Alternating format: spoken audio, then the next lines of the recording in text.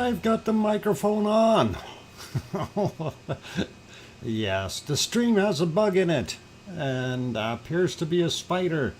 And some people are defending the spiders. They do have a purpose. You guys, they really do. And they do catch lots of flies and mosquitoes and other bugs that bug you. So they are welcome to a degree. When they're not welcome, though, is when they crawl underneath your shirt and then they sting you or bite you and they inject venom and they put you in a hospital for 3 days. And, doctors watch you turn green and weird colors and hope that you make it. And that is something that happened to me. So, yep. Depends on the spider, I guess, for the most part. I don't have anything against dandy long legs. I do have something against black widows. And they're not necessarily the best ones to have crawl under your shirt. So, yeah, it was an experience. Anyway, welcome everyone. I'm glad to have you all on board. I'm your host, DrFox2000, here in Edmonton, Alberta, Canada. And if we, oh boy, yeah, brown recluse spider. No, I don't like those brown ones. We don't have those scary ones. You're lucky, Hermione. Good night, Miss Misty Gris, if you're heading off that way, in case you still had it on. And all the best to you, Misty. Anyway, welcome everyone. Glad to have you on board. You're watching VolcanoX live stream. And we'll go through things fairly quick here. To start out, welcome to the moderators. Arizona Snowman, Piggy, C&D Boy, 24/7 Live, AZ Skies, Gary, and possibly Lucas and Joseph might be there as well, amongst others in the background. But that's all good. Hey, wow, Oz renewed her membership. Good day, Oz. Thank you, and glad to have you on board. Anyway, first person in today was our wonderful Frank McLeod. And congratulations, Frank. I know you've been trying for a while there, so you made it in first today. Very, very awesome, and you got your cookies. So, really, really cool. And let's get at saying hello to everyone else that is in here. And we'll start out with Oz. Welcome, Oz. And Sasha and Linda is here. John Raper in the house. Henry Nelson. Kevin Haynes. Did I say Linda? I think so. Linda Schoof. Sharon Stewart also here, as well as Sue Hayes and Hermione. Welcome, all of you. Going up some more, we got King Colin Deadman, and then we also have Colin. Welcome, and glad to have you guys on board. Going up some more here, Kevin Haynes. Welcome, and looking for more wonderful names here. I know you guys were chatty. Henry Nelson also here. Welcome, Henry. Did I say welcome, Hermione? I think I did. Sixth Sense Amelia. Welcome back, Amelia. Glad to have you on board. And going up a little bit more, looking for more wonderful names. And let's see. A lot of chatting going on, but again, that's what we want. That's what the chat box is for. So for those who are sitting on the outside and not chatting, because you don't know how, or you forgot how to hit that subscribe button, that's all you need to do. 1 minute later, you're able to chat in the chat box if you so desire. And we would love to have you join the wonderful Lava family. Anyway, going up some more, I see Mummy of Hamsters is here. Welcome. And who else have we got in? We got Sasha already. Going. And boy, Lizoid is here. There we go. Welcome, Lizoid. And still scrolling upwards here, looking for more wonderful names. Clark Hall. Welcome, Clark. Glad to have you on board. And Ken Wilson. Welcome. And good to have you back.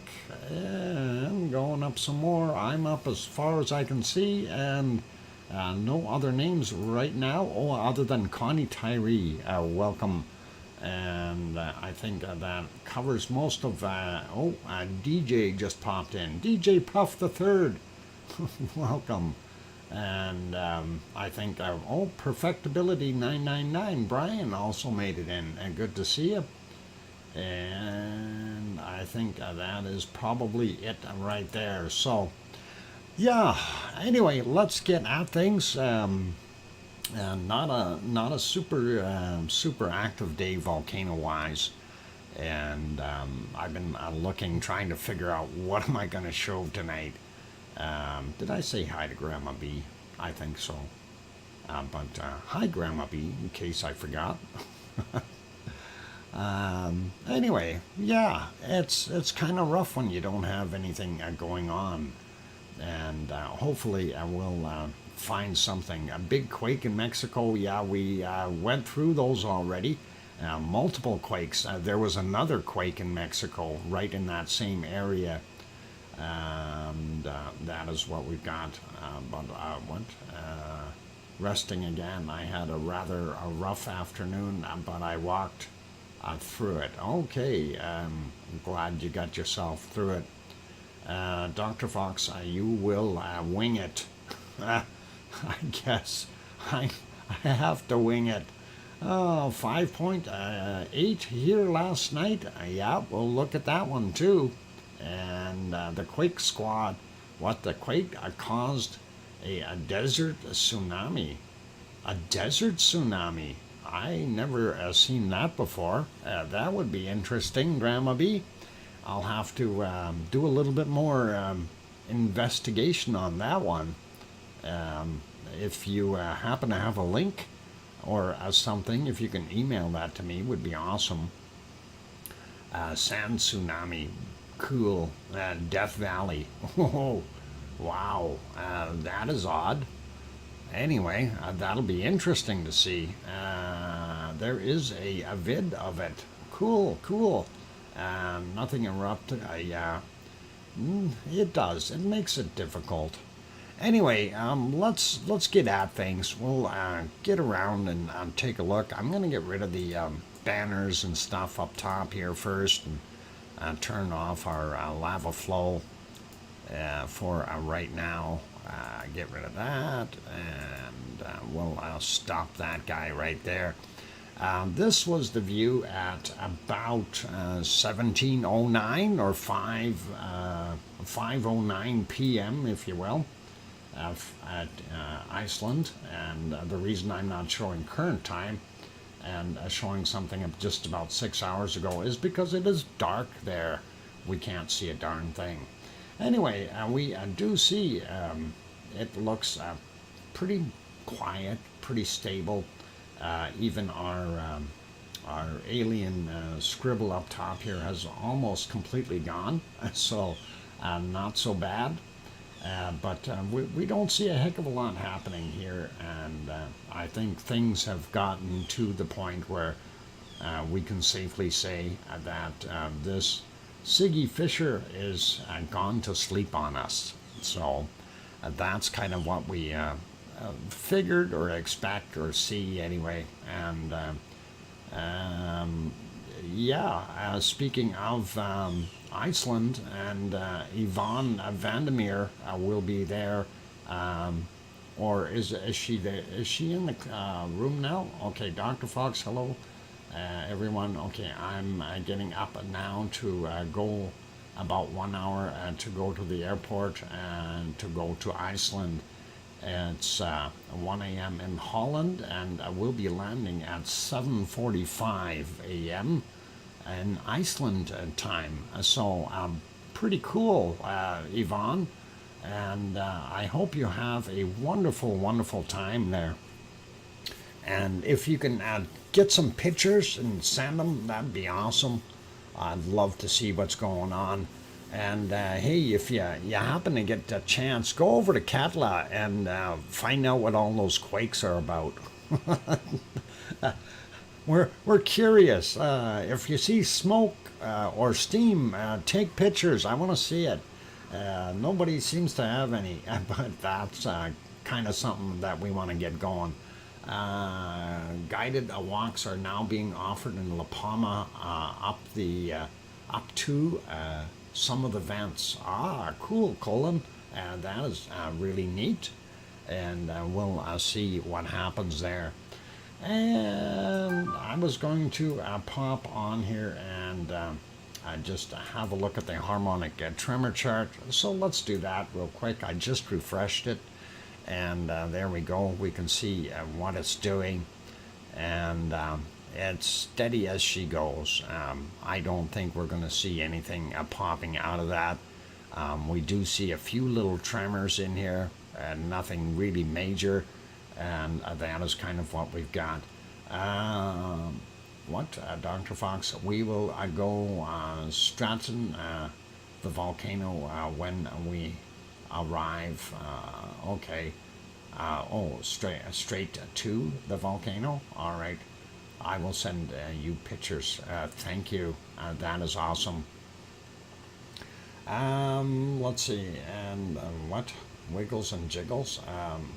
No, we don't want to see wiggles and jiggles. We want to see volcanoes. All right. Never mind. Anyway, yeah. So harmonic tremor chart down quite a bit, and being quiet for the most part. So it's steady as she goes with our tremor chart, and looking at what we see down below, it really isn't all that active. And we'll pop over, have a look at the earthquakes and see what they are doing. And I know they're shaking, right? You guys are very funny. I'm kidding, and that's just a joke. Anyway, that is last 24 hours. That's kind of what it looks like there on the map. On this particular one, we do have the other map. We're going to look at that as well.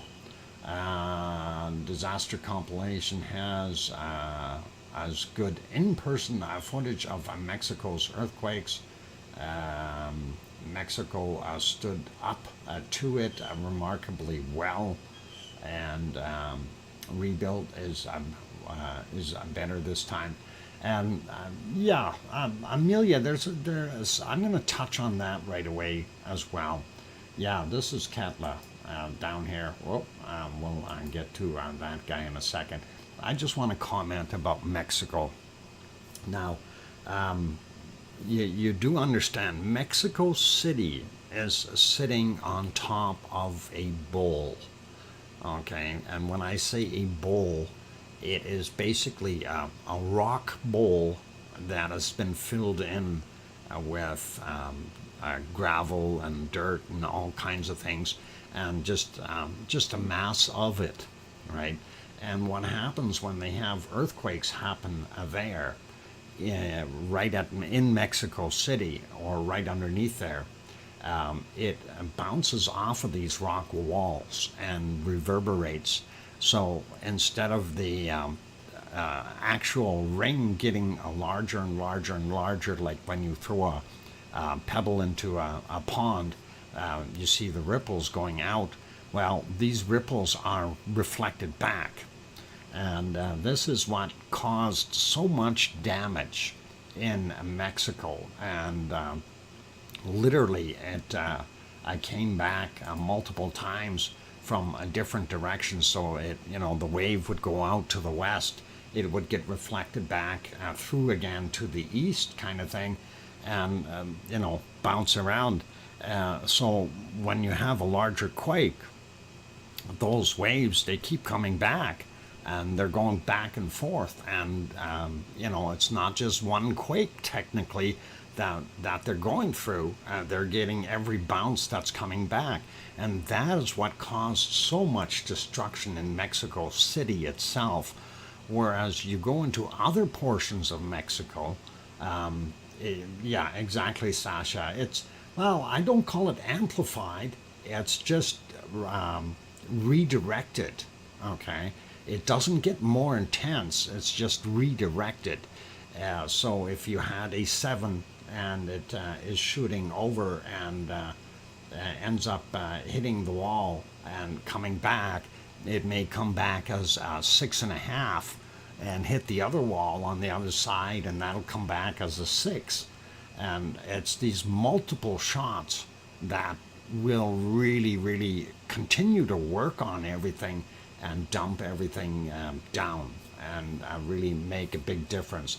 But anyway, let's leave Mexico alone for right now. Let's have a quick look here on the map and see what we've got at Katla. And there we go. Going to look at that right away. And that is the interesting area right now. It is still about 135 meters down. 2.4 on that guy. Happened at 5:18 this morning. This guy is also same depth, 135 meters, 1.6 from 6:17. And then we have this 1.3 from 49 minutes after midnight, same depth again. So everything is very, very shallow here at Katla. There have been some reports that there is steam rising in this area. So I don't know what exactly is going to happen there. While we're here, let's grab this guy. Take a look. It's a 1.6. And quick click on that. That happened at 16:52. And that's fairly shallow as well at 1.1 kilometers. So that's kind of what we see there. Let's move over onto our Reykjanes Peninsula and just have a look. We'll grab this guy out here in the water first since he's out there.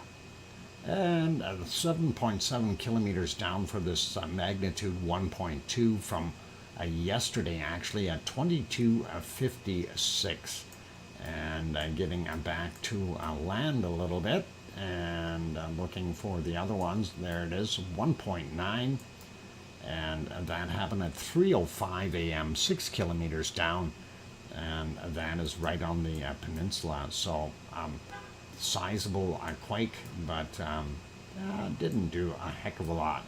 And the only one that we've seen in our area, of course, this is Ragnar, and this is the Siggy Fisher right here, and of course over here, Kilauea. So is this guy, and looking at it, 6.5 kilometers down for this 1.0 from 9:03 a.m. So that is what we've got. There's also this 1.2 over here. Let's grab that real quick. 4.2 kilometers down from 2:51 this morning. So really not a heck of a lot going on the Reykjanes Peninsula. So when Yvonne Vandermeer gets there, she'll be okay. It won't be shaken. And of course, she's going to be coming into the Keflavik airport, and that's where she'll be landing. And I'm not sure where she's actually staying. But anyway, that's the airport. That'll be where she's coming in. And let's see. Oh, did I say hi to everybody? Yeah, I did. I see some other people in here. Mocha, welcome. Glad to have you on board. Gabby is also here. Welcome. And we got Amelia already. Kevin, we got. Okay, I think I'm up to date. All right, let's keep going here. And let's go to the northern end. Now, on this map, we don't see anything around Astja at all. The first one we come to is this little guy, 1.8, and a little closer, there we go. And this, of course, is seems to be a little bit of a hot spot for quakes. 2.3 kilometers down, 8:06 a.m. For their time on it. and that's what we're seeing right there. Not so bad. But, you know, we've had a lot of quakes in this area. This is a mine of some sort. I'm not sure what exactly they do here, but they are mining something, and it might even be a power plant of some sort. I really don't know. But we do see a lot of quakes in that area. Zooming out again a little bit and sliding a little further north to have a look at our area beside Grimsey, and again the quake levels are way lower than what we were seeing before. Of course, the maximum today I think is this 2.2, 10 kilometers down from what is it, 1840 34, sorry, 2.2 in magnitude. That's actually yesterday's. And then what about this guy here? This is from today, 2:16 this morning for this magnitude 2.1, and it was 10.8 kilometers down as well. Looking at some of the other ones here, just want to kind of probe the waters, if you will. Today, 4 a.m., 10 kilometers down for the 2.0. We got a 1.5 here, a little earlier, I think 4:34 a.m., 1.5, and it does not show anything major. The 10 kilometer down mark still there. 9.6 clicks down for this guy, a 1.3 from yesterday at 23:39. So let's grab a few others here. Again, yesterday's. Why is that not letting go? I'm going to try to find new ones. Today's, that's yesterday's. And what about this one? This is today's from 1648, 1.6, 9.6 kilometers down. And let's test these other ones here. Yesterday's from 2246. What about this guy here? Yesterday's from 2341. What about over here? Maybe some of these are a little bit newer. Yep, 17 minutes after midnight, also 10 kilometers down, 1.4 magnitude. Let's grab these 1.6s and see. 14:30 was the time on that. That's a lot shallower, and that is only a 1.5. And that, of course, 1.5 kilometers down for the 1.6. When did the other one happen? 17 minutes after midnight, 6.9 kilometers down for that 1.6 there. So it gives you a general idea what it looks like in the area. That one's yesterday's, not going to worry about him. Today's 5:17, 8.5 kilometers down for that 1.2. And what about the 1.5? Today's at 4:34 and 10 clicks down. So it gives you a pretty good idea. Let's switch to the other map here for a second, and because the other one doesn't show us all the quakes all the time, and I like looking at this one because it goes right down to the very, very small ones. Plus it tells us what the newer ones are. This 1.1 is 1.1 kilometers down. 16:53 was the time on it. There's your island of Grimsey, and that is what area we're looking at. So it is a little more shallow here, a little deeper over here, and we're really not seeing anything major pop out of there. This one was 2.07, 10.7 kilometers down, 8:16 this morning, and let's see, there's another 2.23 in there, again 10 kilometers down, 34 minutes after midnight. And gives you a pretty good idea of what it is like there. We see a few a little closer to the shore here, 7.4 kilometers down for this 1.2 from 2216. And then we have this guy from 1937, 1.1 in magnitude and 9 kilometers down. What about this guy? 10.3 kilometers down for the 0.53 from 9:25 a.m. We'll leave those guys be. I'm not going to worry about this stuff so much here. 2.2. Oh, that's at that mine. So, yeah, that's all right. But they did have a 0.6 there as well. Oh, hang on. Why is there 1.4, 1.8? Oh, that they changed it. Okay, this 0.6 here, 3.7 kilometers down from 1631. And let's go over to Asja, because I did see on this map there was some. No, maybe not. Nothing at Asja. So Asja is very, very quiet. We don't even see anything over here in these other mounds that we normally would see. So pretty interesting. This looks like Bardabunga, and that is what it is at 940 and 9.85, 12.8 kilometers down for that one. And then we have this 1.05, 8.4 clicks down at 321 this morning. Very small, a 0.2, and that is 3.3 kilometers down from 2213 today. And of course, that is Grimsvatn. So that guy underneath there is Bardabunga. This is Grimsvatn. We also have this older 0.67, 3 kilometers down at 2:35 this morning is when that happened. So really nothing super major there. If we go back in, this looks like fairly new stuff here. We had a 1.6, 1.1 kilometers down, 22:52 is the time on that guy. Then these 2.9s, 1.1 clicks down, 22:49 on that. And this one was at 22:45, also 1.1 kilometers down, 0.9. This is 0.23, 5.4 kilometers down from 5:13 this morning. And that's kind of what we've got. Looking at Katla again, just to confirm these guys, 135 meters down, 2.4 from 1118. And then we had the 1.55, and that was at 1217. And the other one here, 1.26, and that is 6:49 a.m.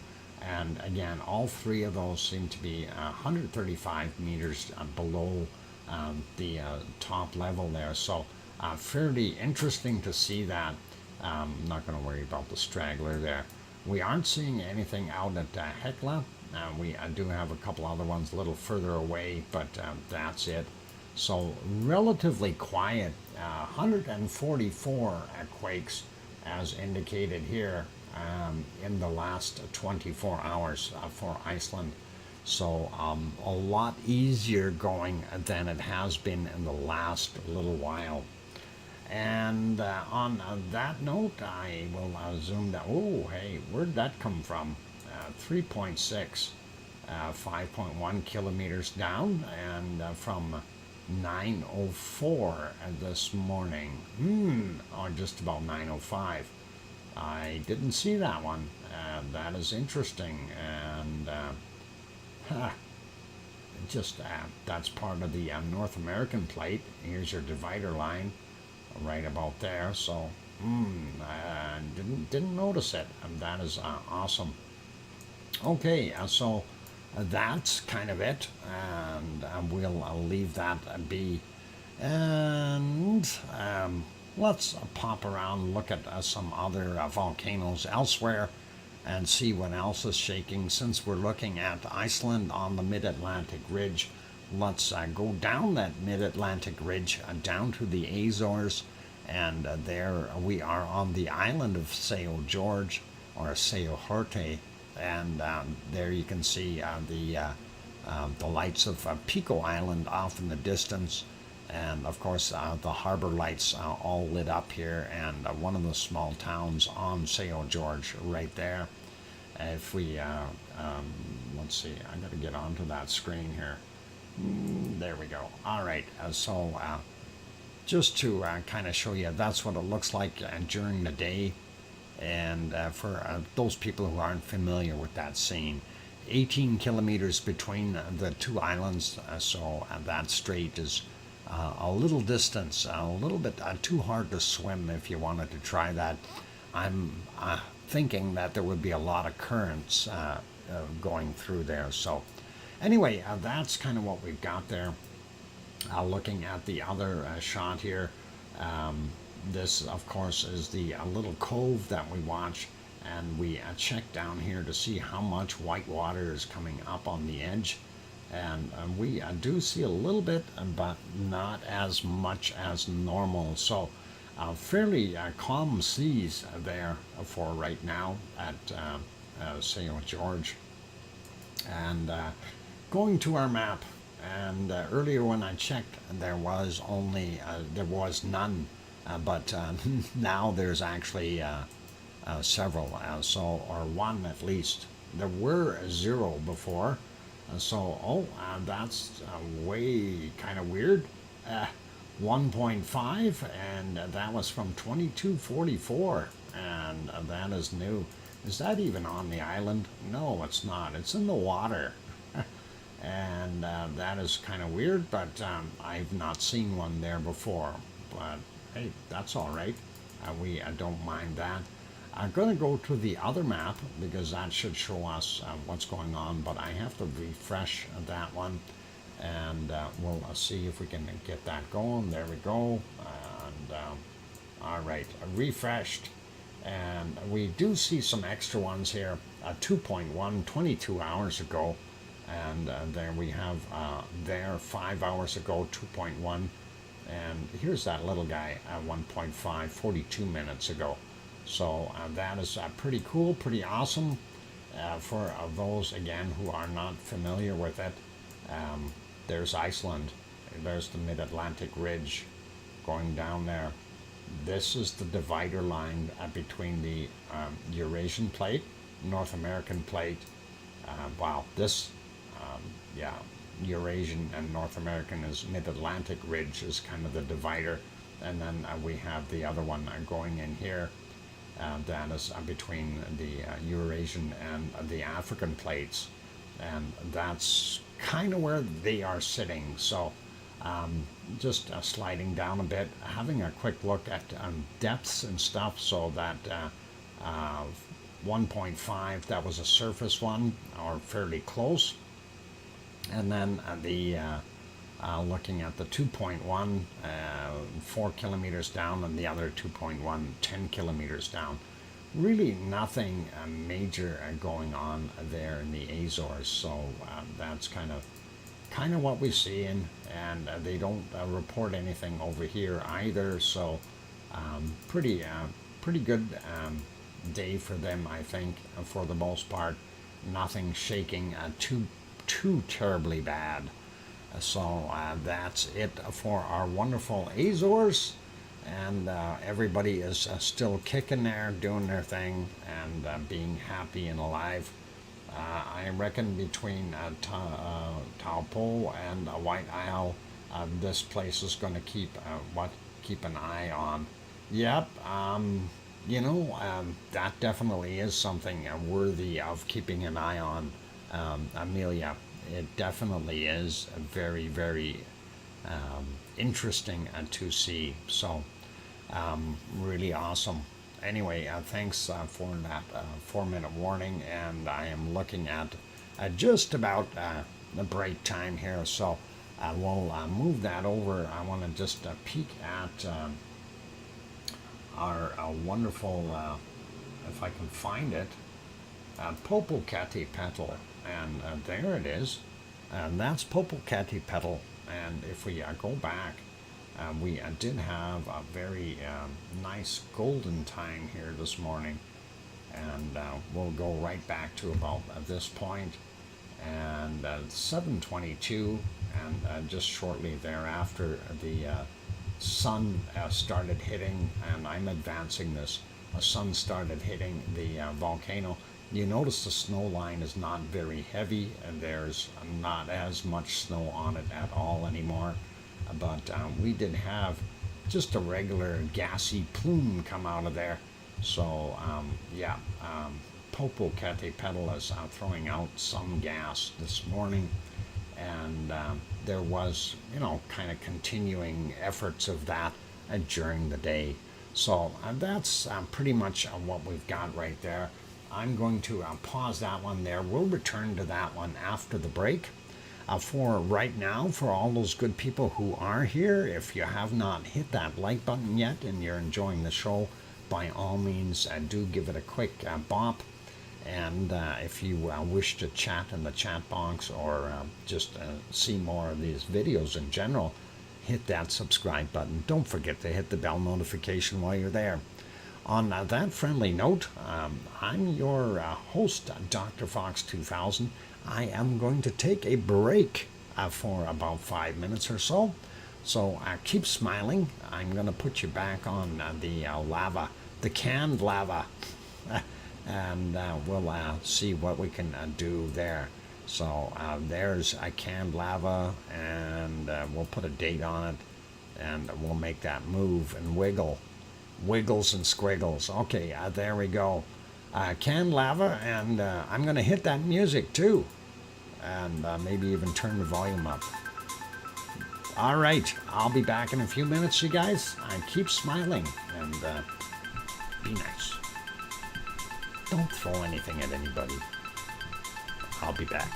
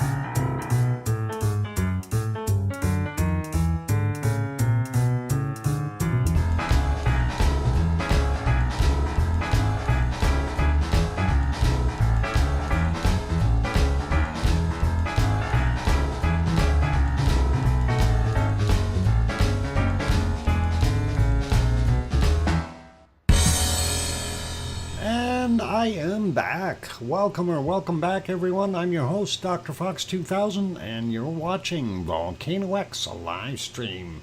Yes, he's back. Oh, he is. And thank you for the welcome backs. Hey, welcome, Mars 2028. Glad to have you on board. And also see Leo is in here. Welcome, Leo. And thank you, Leo and Lizoid and Kevin, and of course, Omami of Hamsters. Got your link, by the way. Thank you. And I hear you from Sharon Stewart. Thanks. Kevin Williams also here. Well, welcome. And awesome. Okay, and the bunny is also here. I had to say hi to the bunny during the break. I haven't seen the squirrel yet today, but I'm sure Squirrely will be along soon. Anyway, that's all good. So, yeah.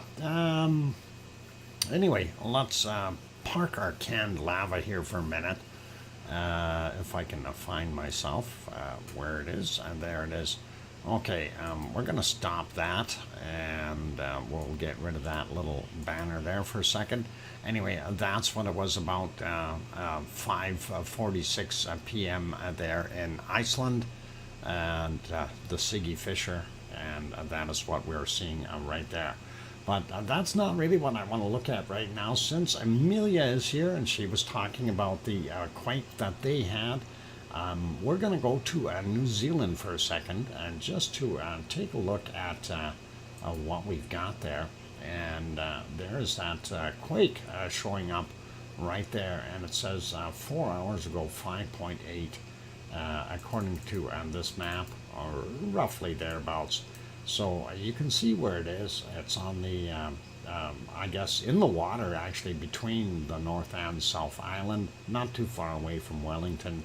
And I'm sure they would have felt that at that magnitude. So gives you a pretty good idea of what's going on there. And while people are also wondering, Taupo, if I said it right, that volcano being right there in the lake, and that is that area there, kind of makes a guy wonder what the heck is going on. But it is there, and we got to watch out for it. Now, one of the things people always kind of ask is, well, are there any other volcanoes? And there's the other one, White Island volcano, and between the two, they can both be very destructive, and of course, Taupo can be a huge volcano and cause some problems. I want to show you something, though, as to, because those aren't the only volcanoes. We know we got Ruapehu there as well, but let's just look at what else we have for volcanoes there. Every one of those green guys is a volcano. So 1, 2, 3, 4, 5, 6, 7, 8, 9, 10, 11, 12, 12 just on the North Island alone. And we don't see anything on the South Island, which is really quite neat. But that is pretty interesting to be able to see that. And it is literally a land of volcanoes, and a lot of people don't know that. The fault runs down the east coast, North Island, across over to the west coast of the South Island subduction area. Okay, this map doesn't show that actual line, but I can imagine it would run through here somewhere as far as the subduction zone would be concerned. So that is what causes those. And that is because we have the Pacific plate sliding in underneath the what is it? This is the Indo-Australian plate is what it is here. So that's kind of what we look at. And let's actually, I want to just kind of do this, zoom out a little bit, just so you guys can see. When we talk about volcanoes, you know, like the active ones, And typically I show it in this format so we can see where the active ones are, and that's pretty cool. But on this map, you guys can turn on and see where every volcano is located there along the Ring of Fire. And you'll be pleasantly surprised at how many volcanoes there really are. And literally, it is a ring of fire all the way around. And that's a lot of volcanoes. So, yeah, that is volcanoes, earth, and earthquakes.com. Volcanoes and earthquakes.com is the one that you want. So that is pretty cool. And like I say, you guys can definitely take a look. And even here in Africa, when people are kind of wondering, well, Africa doesn't really have volcanoes. Yes, they do.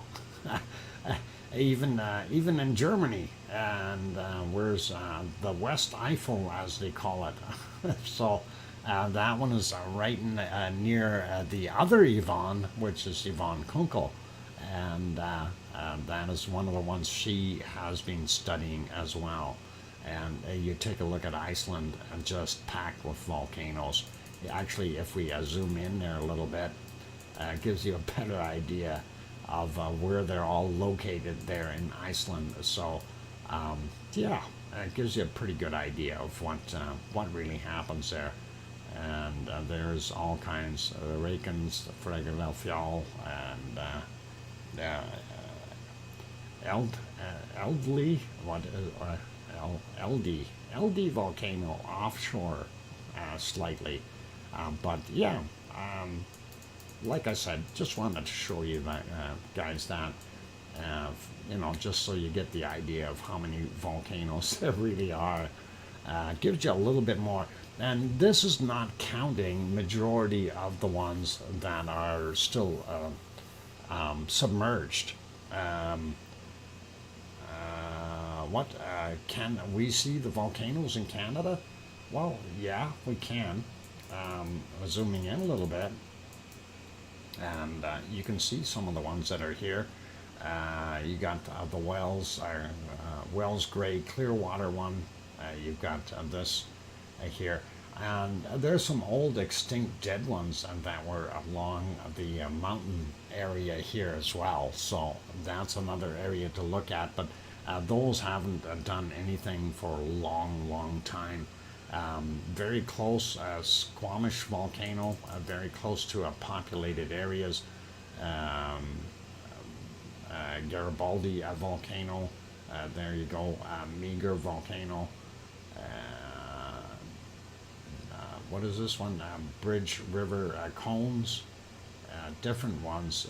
Silver Throne volcano, Sata volcano, Nazca. All kinds of different ones are there.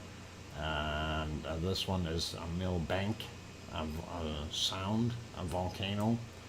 And we get up into some of these up here. Now, you got to remember, this is the border here for the United States, since that kind of has that little panhandle there. But there's some ones up here that are interesting because Hart's Peak volcano, I can't remember exactly which one it is, but Atlan volcano, that's one they suspect had produced some gold, and don't know about that. But this whole area is actually full of gold, so anything is possible. But that gives you a pretty good idea. If we zoom back out, most of the volcanoes, of course, are in the western portion there. We don't see anything listed in the eastern side of North America at all till you get down here into this little area.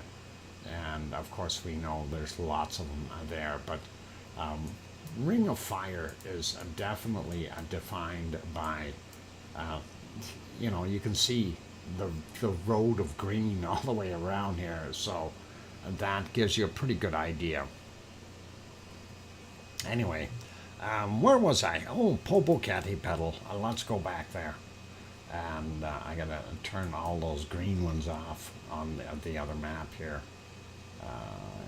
Oh, there we go. All right, fix that one up, and I'm going to get back to Popocatépetl, and that, of course, was 7:26 that we seen that. Beautiful pluming coming out of there, and it looked nice. So if we advance it a little bit to speed that up, because it was a fairly slow eruption, it didn't do a heck of a lot for a while, and as the day progressed, there was a couple of little plumes coming out now and again. Nothing very, very major from what I recall. This is one of the bigger ones here, and again, it's not as big as what we've been seeing. So sliding ahead a little bit more. That one did keep going for a while. Here's a bigger one, this one here, and that had a little bit more ash in it. As you can see, that smoke coming out isn't so light in color. There's a lot of dark material in there, and definitely a lot more ash combined with the gases that are being thrown out. So pretty cool. Anyway, let's see if we can keep going here till it got back into the clouds. I think here's another little eruption. And of course, this, for those who are just tuning in, this is Popocatépetl in Mexico. It's approximately 70 kilometers south of Mexico City, and that's what it looked like. And of course, it's got snow on it. That snow is melting though, and I'm sure it melted very, very well at that. Looking further down the road though, you see it was steaming off more of that very light colored smoke or steam, and not so bad. Then it gets back in the clouds a little while later here at about 1500 or sorry 3 p.m. and it stays in the clouds for the most part, and even our present view is not that great. So if we put it back to live, that's what it looks like right now, and we'll leave that guy be. Oh darn it, they turned off Fuego again. Let's see if it's back on. Yep, it is. Let's see if we can have a look at the Fuego at all. And yeah, I think they because they restarted the stream, Fuego was in the clouds, and we don't see a heck of a lot. Let's have a look at the other ones. So Fuego, of course, down in Guatemala. Next country down though is Nicaragua, and that is supposed to be Cerro Negro, but that is not showing up. It's in fog. And of course, the next one, Masaya, and that is also in Nicaragua. You can definitely see the plume on that one coming out. That picture from 5:50 p.m. their time there. So that's kind of what it looked like. Pretty awesome. Let's keep going, and Merapi is our next one. And Merapi, of course, is not really going to make us happy. Oh, Merapi. I wish Merapi had better pictures, and I'm just trying to see if we can even see anything in most of that stuff. Most of the night it was very, very poor looking right from the previous evening, so we only see it for a little while, about 4 hours worth. And I didn't see any eruptions earlier when I was looking at it, and that is fairly dark there, and of course blurry picture makes it even harder to see, so we'll leave that alone. I'll put that back on live, and I hope they get their cameras fixed.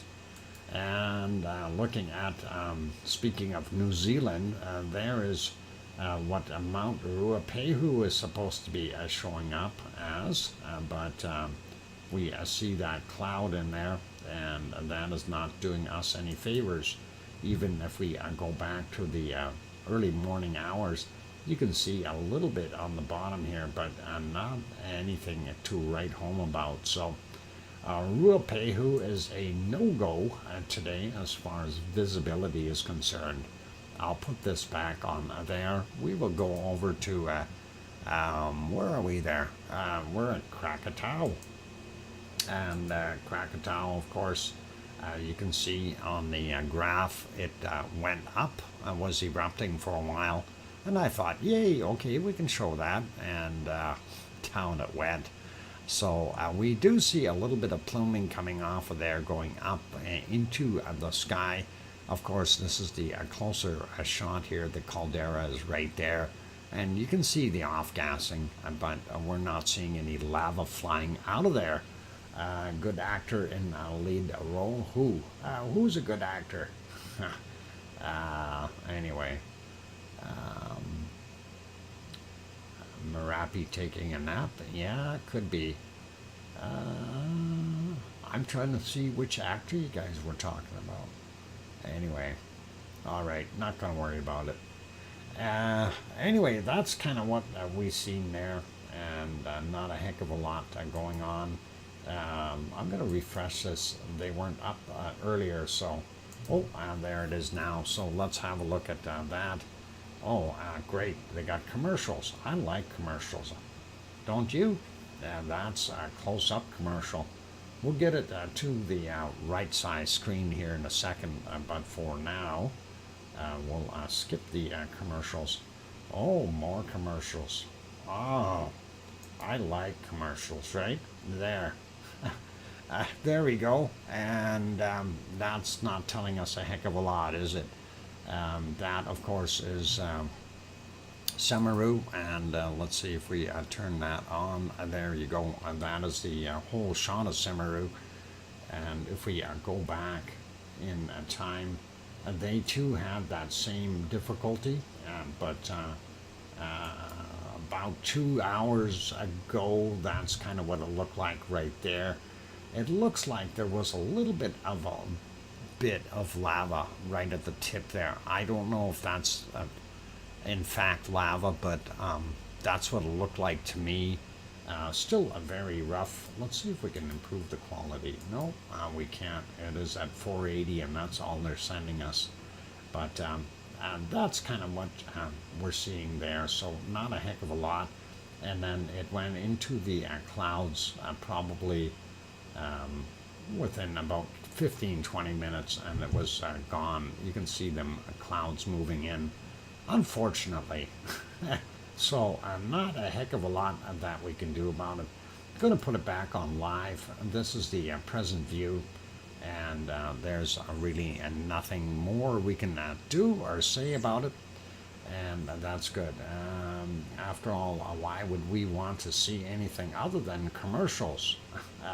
It's not like we're trying to see a volcano or anything. Of course not, Mars.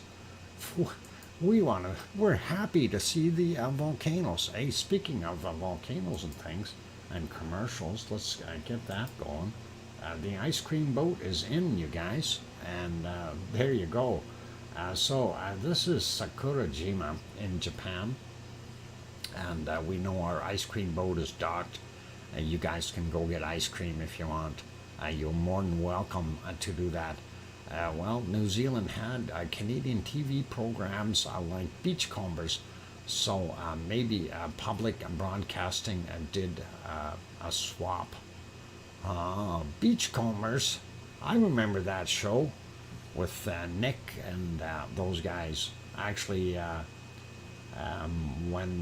think when I was living out on Vancouver Island, that show was airing, and they lived across the way from us, from Vancouver Island, from where we were, across the strait on the mainland. So it was pretty awesome. Anyway, closer view, Sakurajima, there it is. We do see it is throwing some gas out and still erupting as, gaseous material, but we're not seeing a lot of other stuff going on there. So, right now, anyway, we didn't. During the night, I going back 4 hours here. Let's see if we can see it. Hard to tell in this shot. That was pluming out a little bit. Let's go back a little bit further. That didn't help, not much. Was nice looking. Stars in the sky. I don't know. That's kind of weird. I thought I seen though there we go. You see a little bit of a glow. So we know there is active lava inside that volcano, and it is doing its thing. It's not bubbling out like what we would like to see. And I'm going back a little bit more here, so don't see it, and there we go. Nothing happening. And really, I'll leave that be, you guys. We're going to put it back to live. And looking at the time, it is time for me to take a break. And of course, what we will do is come back to Japan after the break, after bacon seeds. And we'll do our bacon seeds and then get back at it. So for all those good people who are in here, if you have not yet hit that like button, do help us out and give it a shot. I see 90 of you have already hit that. That is really awesome, and do appreciate it. And also, if you are new and you want to subscribe and get in on the chat with the wonderful people in our chat, you're more than welcome to hit that subscribe button. 1 minute later, you'll be able to talk to all those good people.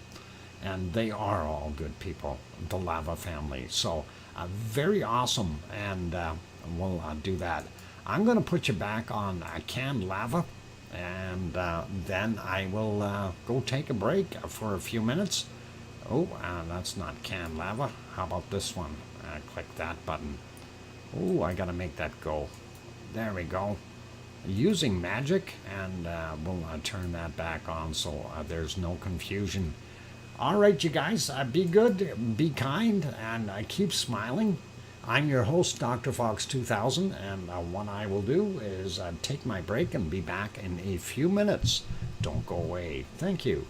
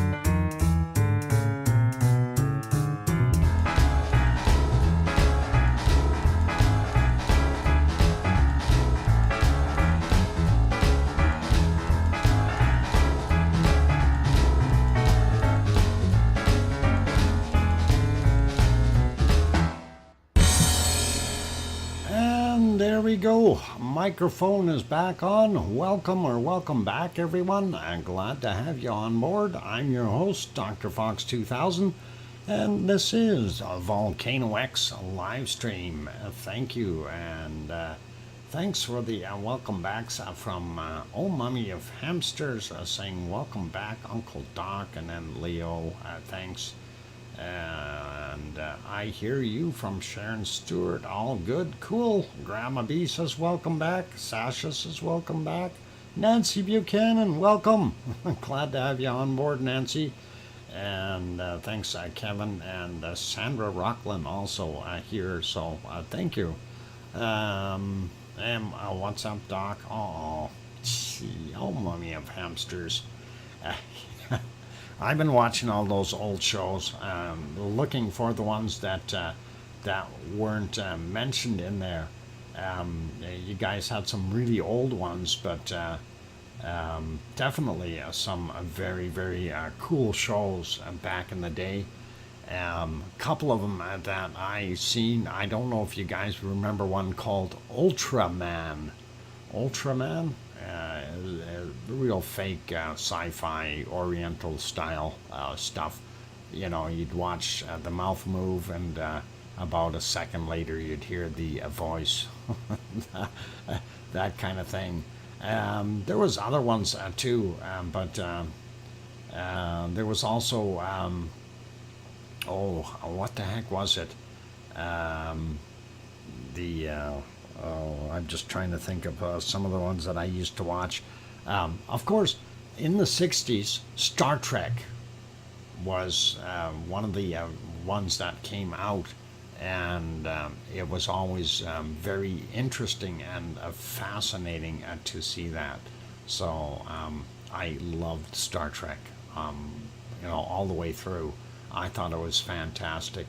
But, I mean, we had other ones like Lost in Space and stuff. Starsky and Hutch, that's another one. Amelia, you got it. The Ford Torino, and that is pretty good. Hey, Tom Dice, welcome. I'm glad to have you on board, Tom. And, there were some really, really cool shows back then. Really, really poor stuff. Of course, what was Maxwell Smart's show there? I can't remember what they actually called it, but Maxwell Smart in '99, and I can't remember what the name of it actually is. There was a name for it. Get Smart, that's it. How about the old TV show My Mother at the Car? Now listening to Twilight Zone. Yeah, never mind. Okay, pretty cool. Pretty cool. Anyway, lots of those different ones out there, and hopefully everybody liked them, including Sesame Street. You know how to get to, you know your way to Sesame Street, right? Okay, the cola, yes. Amelia. I'd love to tell you the story about the cone of silence, but I'd likely get killed if I ever do that again. I did that to somebody once, and she stopped the car, and she told me to get the heck out. It was funny, really, really funny. The cone of silence, it works well, and boy, does that irritate people if you put yourself in the cone of silence when you want to get out of an argument. Anyway, I did promise bacon seeds, so let's get at that. We'll park this, and we'll also get rid of that little banner up top there for now. And you see how much foggier it got there in Iceland at 6:20 in the evening, just before we pop over there. Anyway, let's get over to the bacon seeds. And that was the last one we showed the other day. Now, I didn't notice Piggy here. She admitted she fell asleep yesterday during the end of the show, so she did not see her hay bales. And Piggy, if you're here, I got hay bales.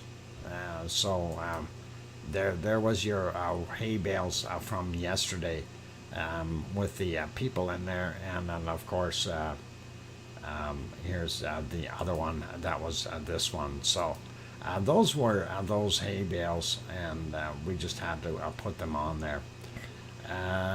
Anyway, let's get going on our bacon seeds for today. So this is a new one, and this guy's looking, he's giving us the eye.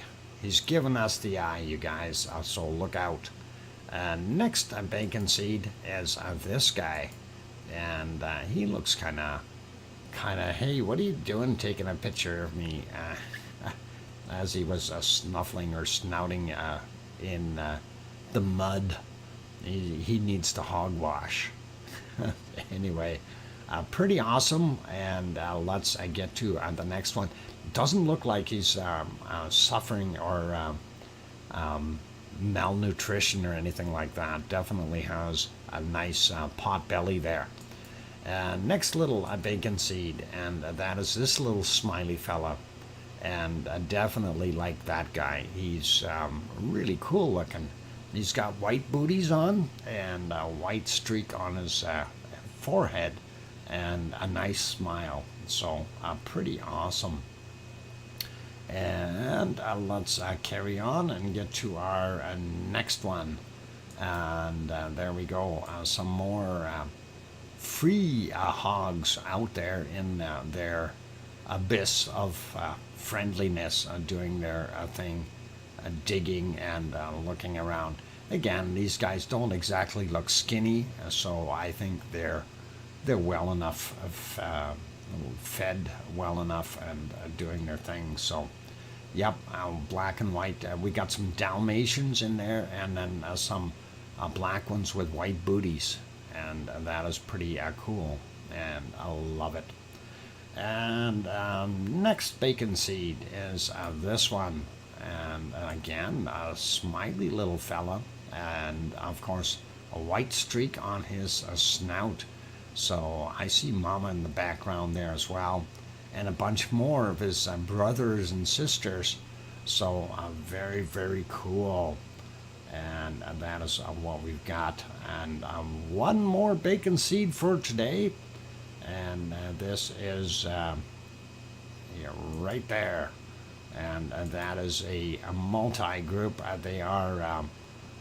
They're coercing or planning something, and talking about things while they figure out how to attack the camera. And that is pretty cool. So that's our bacon seeds for today. Thank you, Piggy, if you're listening. You are awesome, and thanks for sending those in. And we really do appreciate all of it, and that is cool. So, okay, and now I can go back to bed. Tom, sleep well, and safe travels when you get on that airplane and get back. Hope everything goes well for you there. And all right, let's Alfred Hitchpork. Yeah, very punny, Sandra. Okay, let's go over. We were in Japan, looking at Sakurajima. But being over there, ice cream boat just left. I hope everybody got their ice cream. There he is. He's leaving. The next one will be along from this side here in about 30 minutes or so. So not a big deal.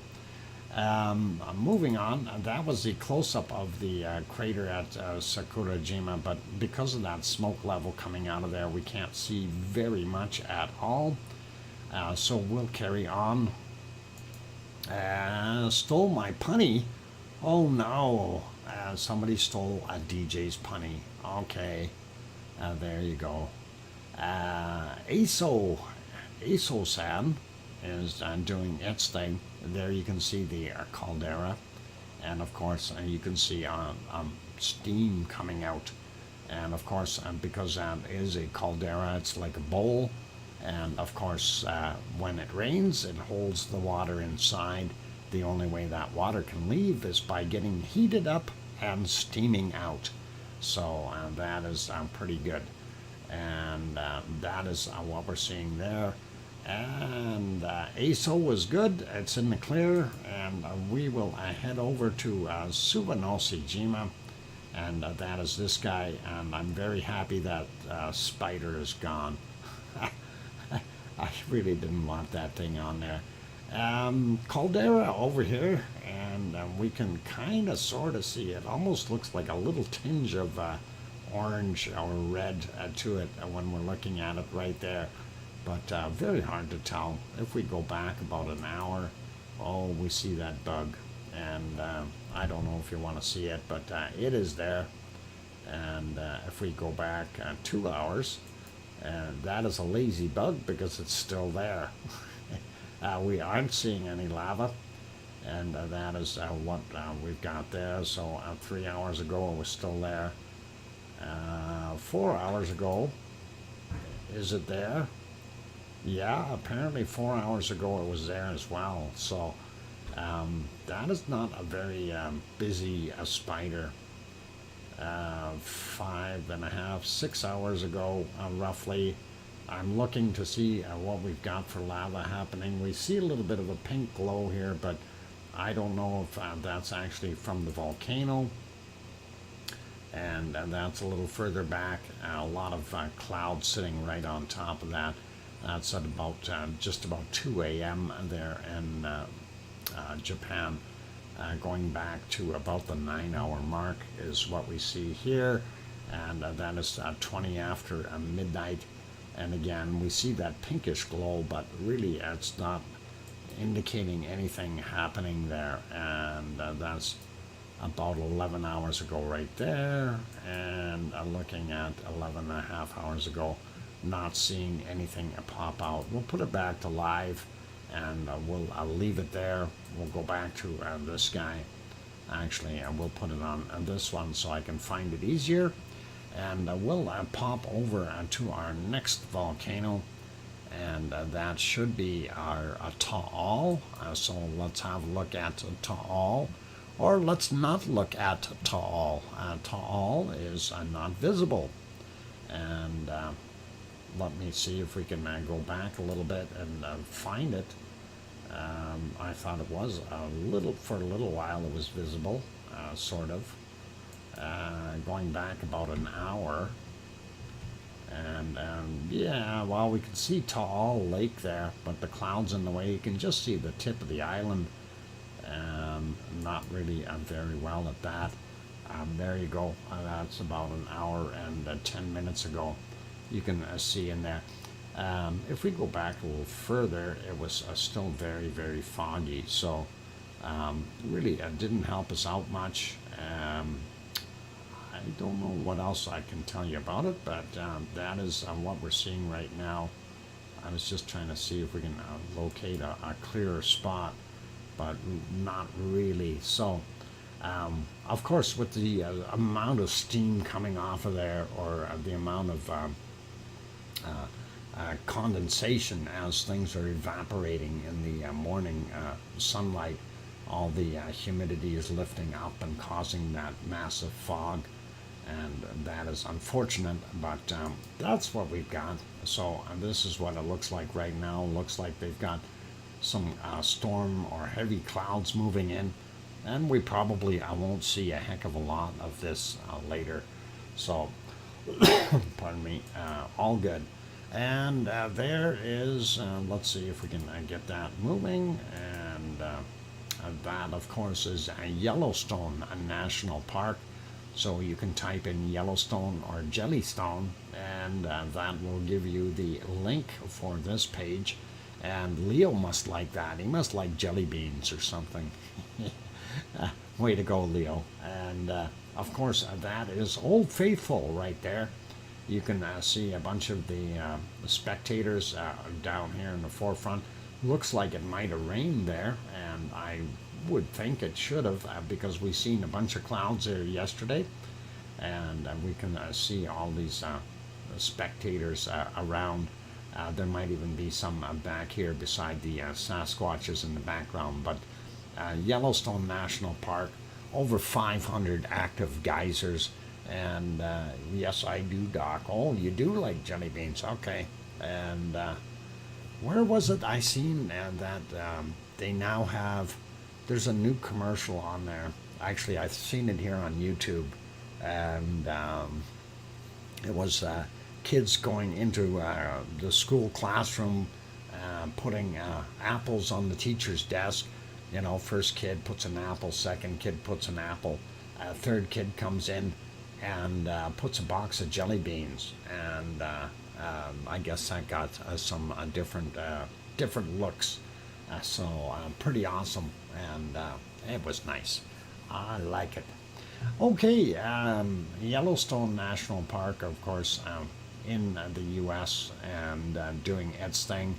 Old Faithful, it will erupt eventually. Right now, it's not though, but we're okay with that. We may pop back to that in a few minutes. And that's what I had used for my cover for today. And of course, that is our wonderful lava pond that is in the Kilauea's crater. And of course, we see what it's looking like. Very difficult to tell from this shot, though. Other than right here, you can see how low that lava level is in here. Quite low. A lava pond. There's the toe area. This is where it enters. The lava comes in via a lava tube on this end. Very difficult to see it, though. Let's refresh that. See a current picture, and there we go. And I don't know if that is regaining a little bit of lava. We do see this. This is unusual. We see a spot right in the middle. So does it have a new drain hole? That's a question we got to ask. We can still see right through here, and that is still open, and that as well. So it's a double bridge going into the toe area, which is really awesome to see. We also see these cracks because it is fairly well pronounced, but it looks like this whole area sunk down a little bit more than what we had before, making those cracks slightly larger. There are also cracks along here, so that whole area in here could technically break off and flip and do all kinds of things. But lava level very low right now, and that is what we've got. So Brian, Rock Rail fan, welcome. Glad to have you on board. And let's see, did I miss anyone else sneaking in? No, maybe not. From 5:47 a.m., this is what the whole caldera looked like.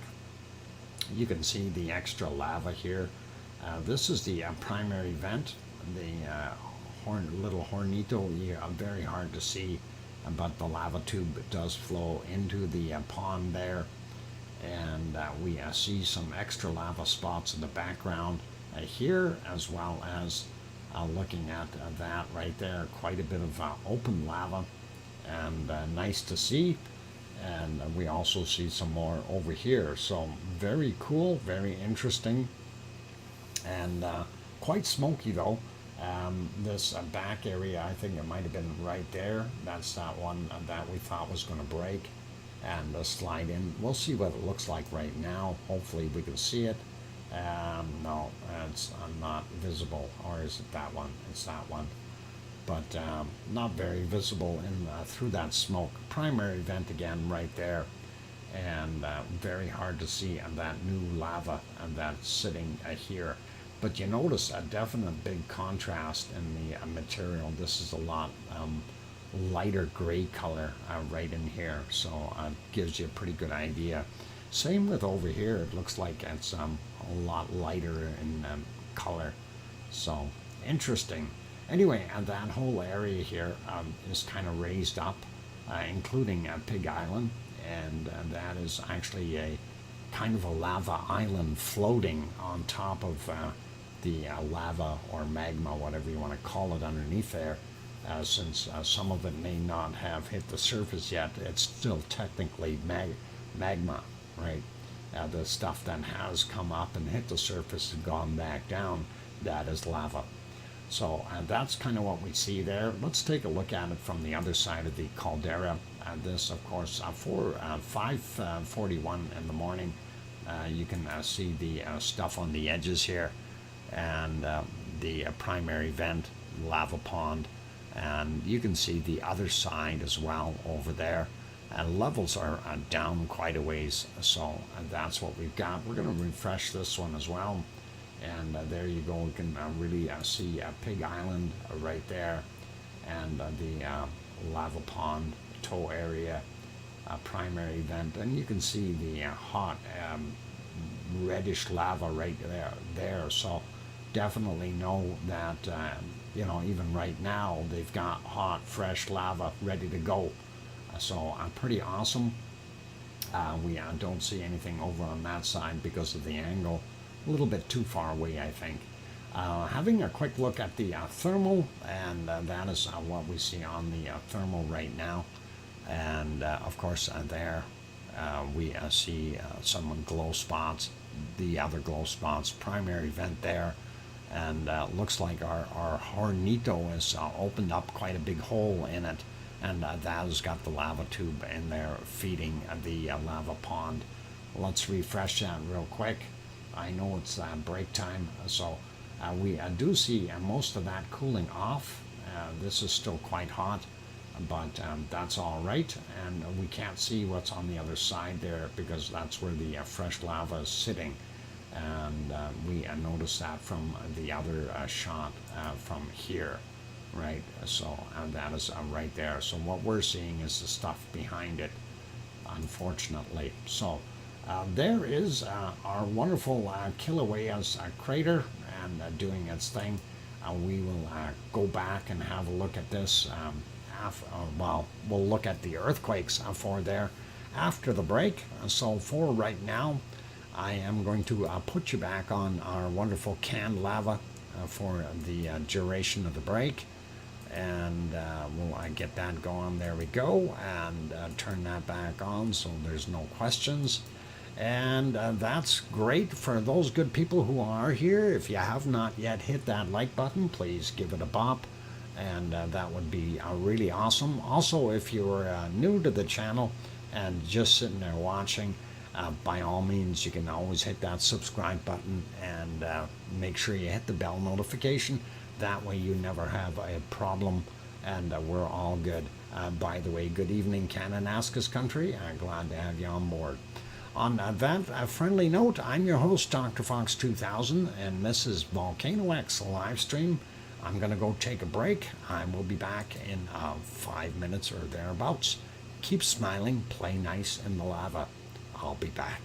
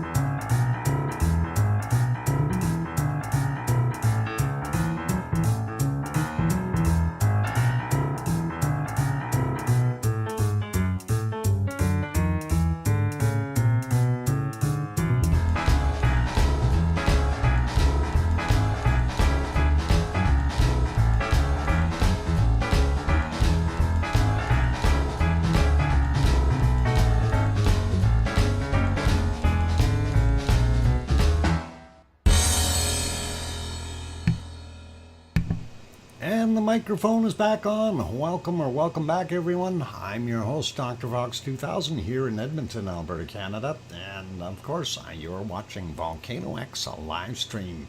Glad to have you all on board. And I see our likes are already at 105. That is awesome. Thank you, everyone. I do appreciate that. And on those friendly notes, let's see if we can pop over and take a look at some earthquakes around the world, and we'll work on that. Thank you for the welcome backs from, let's see, oh, by the way, hi, Evie, glad to have you on board, and thanks, Sue and Leo and Nancy. And I hear you from Sharon Stewart. Great at work. Okay. Thanks, Casey or Kananaskis Country. Sandra Rockland saying, yo, Doc. And yay, 105 likes. Awesome. I love it. Anyway, this is canned lava from back in August. And that is what we're watching there, the Siggy Fissure. And it's a fairly clear shot, isn't it? I think it is. It looks pretty good. So, anyway, I will get back to that in a little while. I'll stop that. That is what it looks like right now there, though, just before the sun did set. But that is what we were seeing. Popping over, let's go take a look at our earthquakes, and I want to get on the right map here. There we go. We're on the right map. And of course, Hawaii earthquakes, we do see this big one here in Mexico, 6.8. That happened this morning, and we're going to talk about that a little bit. But for right now, let's zoom into Hawaii. Hawaiian Islands, there you go, there's your Hawaiian Island chain. And we'll zoom in. We've got a lot more quakes than we did the other day. And of course, there we go, 2.4, that was from 6:12 today, 39 clicks down. And we have this one, 2.8, 6:12 as well, 39 kilometers down. Then we have this guy, 2.0, 32 kilometers down, 11:07, and that takes care of the ones out in the water. And now let's get to the ones that are on land, and Pahala area, of course. And all of these earthquakes are typically between about 25, 26 kilometers down to about 36, 37 kilometers down, like what we're seeing there. So we'll take a look. 2.1 here, 2:46 a.m. for that guy, 2.0 from 9:12. Then we have this guy, 1.8 from 16:21. The little guy hiding here, 1.8 from yesterday, 22:27 was the time on it. Then we have this one, 2.1, and 1:31 was the time on that one in the morning. And we have a 2.5 also from yesterday at 23:42. As well as this guy, 2.0 from yesterday at 19:50. Takes care of half of them. Let's have a look at the other ones. 2.7, a little bit bigger, and that was 1:02 this morning, but it happened today. And we'll grab these guys out here. 2.2, 1:50 in the morning for that guy. We have a 2.2 there. Yesterday's 19:48. This should be a really fresh 2.2 from 17:56 Hawaii time today, so not too long ago. We'll grab these other ones. 1.8, 5:26 a.m. and the 2.5 from yesterday, 21:01. Then we have this guy here, 1.9 from 1:46 a.m. And then another new one here, 2.1 from 18:18 Hawaii time, and that is 30 kilometers down on that guy. Let's grab this newer one here as well and have a look at 2.3 from 17:56.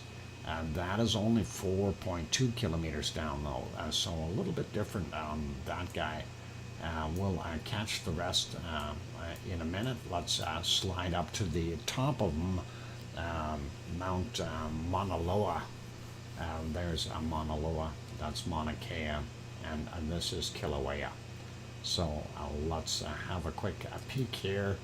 And that one is 1.7 from yesterday, 2303, 60 or 600 meters above sea level. And there we go, that's well into the mountain. This 2.4 from today, 4:22 a.m.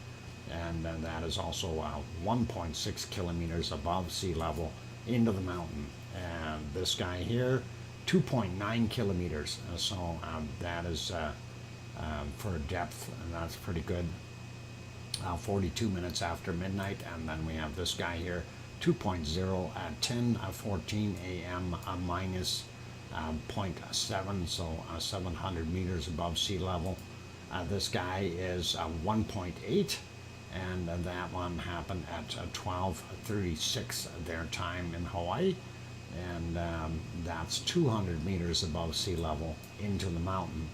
And then we have these extras here, 2.6, 3.6 kilometers down, and 3:41 is the time on that guy. This 1.7 is from yesterday at 1958, and 1.8 kilometers down.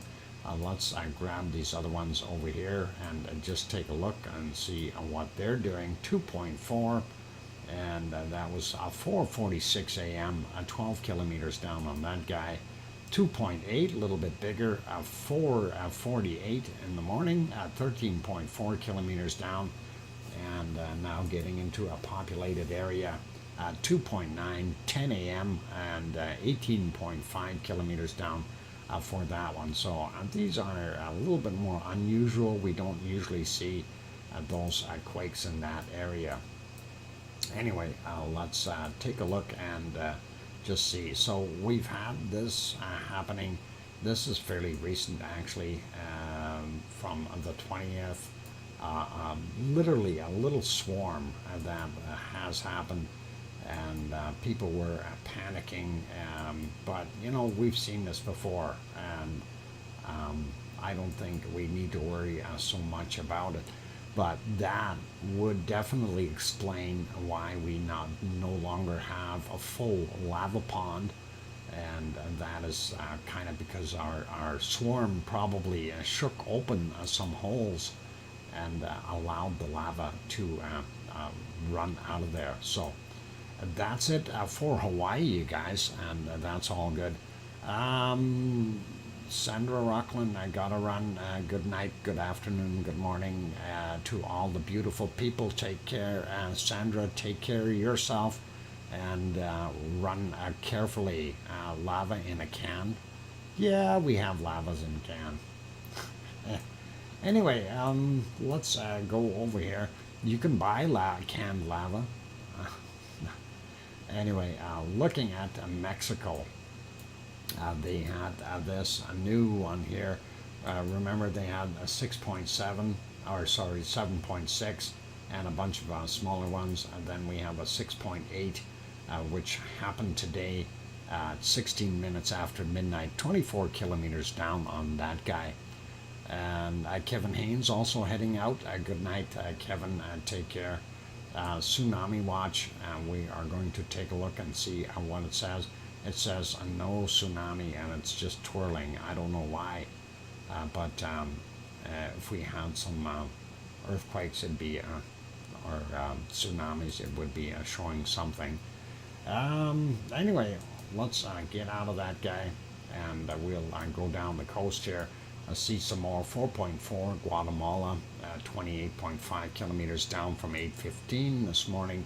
4.4 from 2:31 a.m., 51.8 kilometers down, and then a 4.6 down here for Panama at 13:50, 10 kilometers down, and they all seem to be right along the edges of the Cocos plate, and that is this plate here, and that is subducting underneath the North American plate for the most part.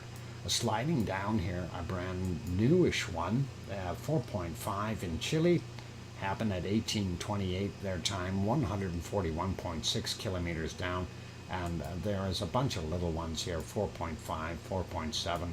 So this is not unusual in that area, but we seem to have an uptick right in that general spot. We'll see what happens in the future. Zooming back in, we already kind of looked at this guy here, 5.2 in New Zealand from 3:07 a.m. 62.9 kilometers down, and that is sitting just off the coast of the North Island, and that is pretty interesting. And Amelia was saying the subduction zone kind of crosses right over top of New Zealand, right here, and you can see where that line is. So it gets to this point and then goes and kind of curves along here a little bit and goes along the western edge of the South Island. So a little bit different contour there. This is well, I guess the northern stuff. That's the southern stuff for the fault. Very neat. Anyway, we do have also out here by White Isle volcano 4.2, and that happened yesterday, 22 and 28. Looking at some of the other ones in the area. At the end of that zone, we have here in Tonga 5.2 from 10:18 a.m., 20.5 kilometers down.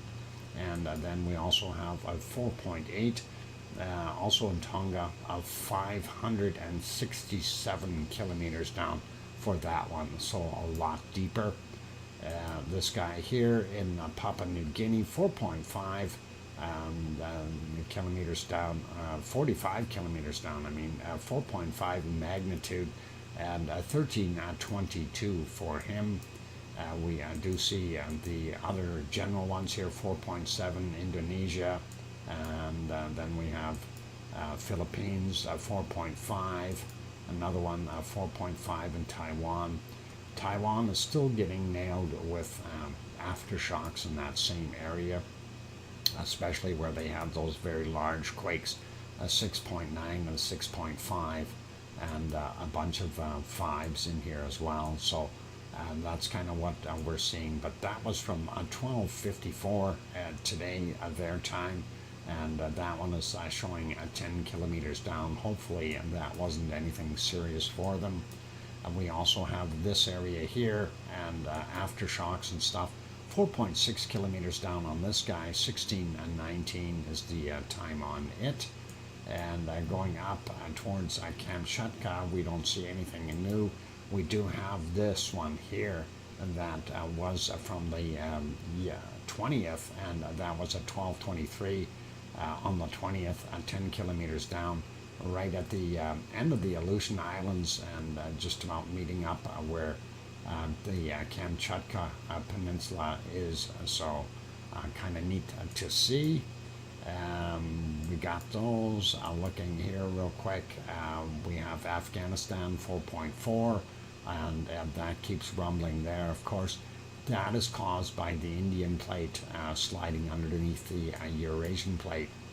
And then we got a couple of odd ones. We don't typically see earthquakes up here, but 4.6 here in Italy, and that is up in the northern areas.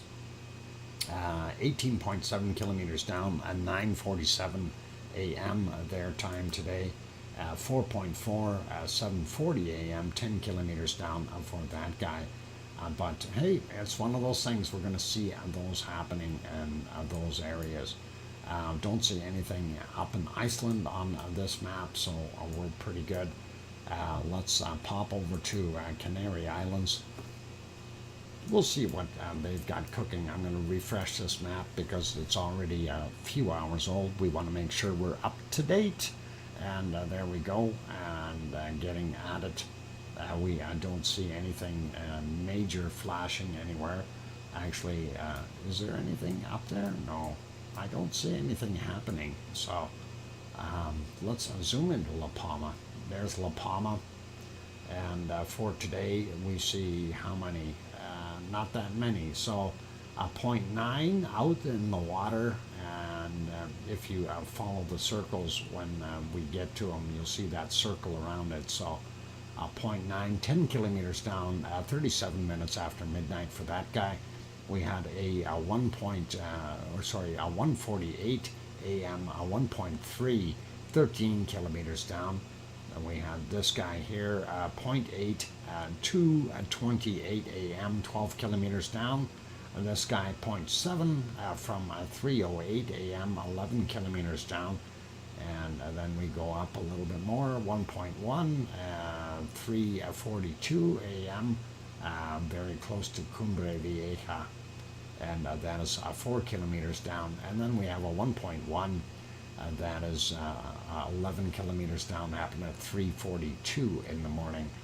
And that gives you a pretty good idea of what we have going on there. And we still see these ones out here. These are already a little bit older. That was yesterday's from 3:11, and the reason, well, that's part of that ridge there that is in between the Eurasian plate and the African plate, and that is the divider, if you will. This other one here, 3.3 from yesterday, or 2 days ago, my bad, and 7:45, and there we go. There's the latest one, 3.6, and I was wondering where the star was. 3.6, 5:05 a.m. Is when that happened, the UTC, and that is, of course, a fresh one. So that's pretty awesome, and that was 36.7 kilometers down for that 3.6.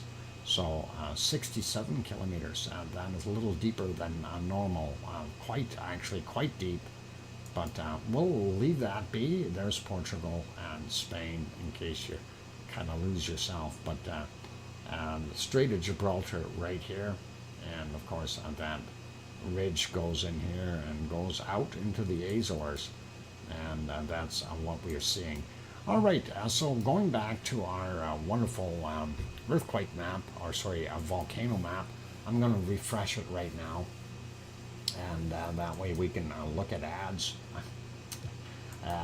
No, we don't want to look at ads. We want to see volcanoes.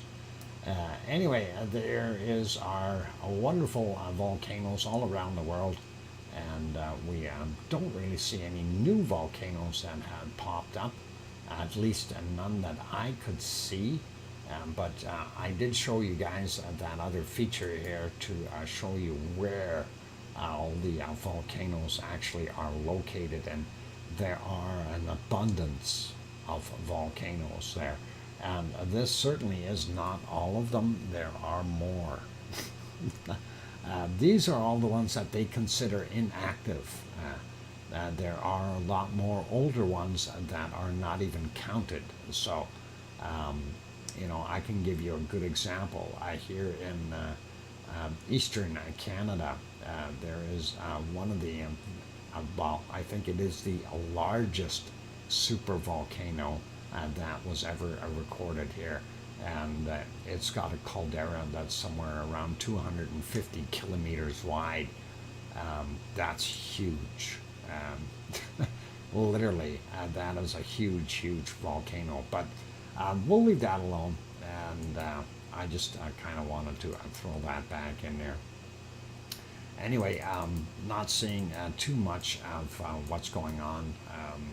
There's our stuff here. So Taupo definitely on there. A White Isle volcano still there. Then we've got Tofua and Home Reef volcano, and of course Tau out here in the American Samoa, and that's all cool. I'll leave those guys be. Our troublemakers, Luolatak, Raung is not so busy. Samaru, pretty busy all the time. Merapi and Krakatau right there. Ibu and Dakono are still showing that they are forever erupting, and Mayon and Taal doing in the Philippines there, Suwanosejima and Sakurajima there, and then of course they have Kirke, or what is it, Kike, if I said it right, Kike, and down in the middle. And of course I hear Ibiko and Alade. Now I haven't heard if there was anything more happening from that one from Alade, but we'll check on it later on. Kurimsky, Bezimiani, and Chevalish, and still all there. Thank you, Leo, for telling me it is Pepsi time.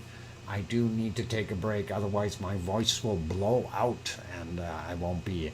It'll sound like this afterwards. Okay, let's put you back on some canned lava. Yep, lava in a can. We love it. So, if it wasn't for canned lava, I wouldn't have any. Anyway, I will let that run, and we'll put the little date back on there so people don't get confused.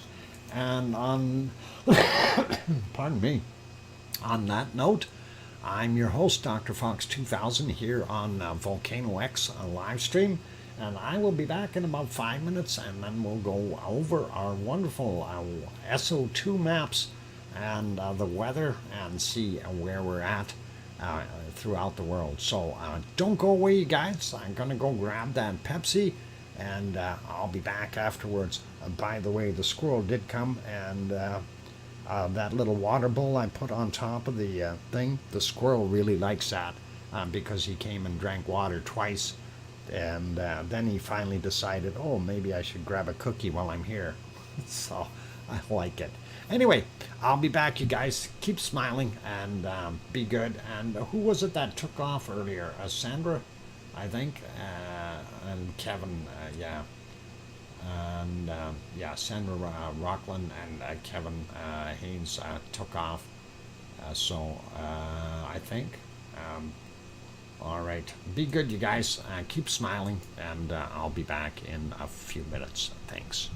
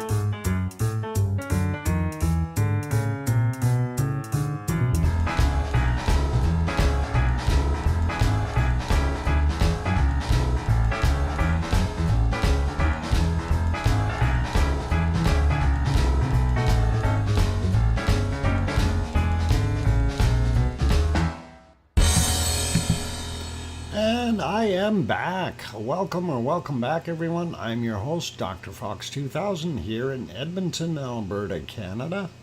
And yeah, you're watching VolcanoX live stream. We're glad to have you all on board still.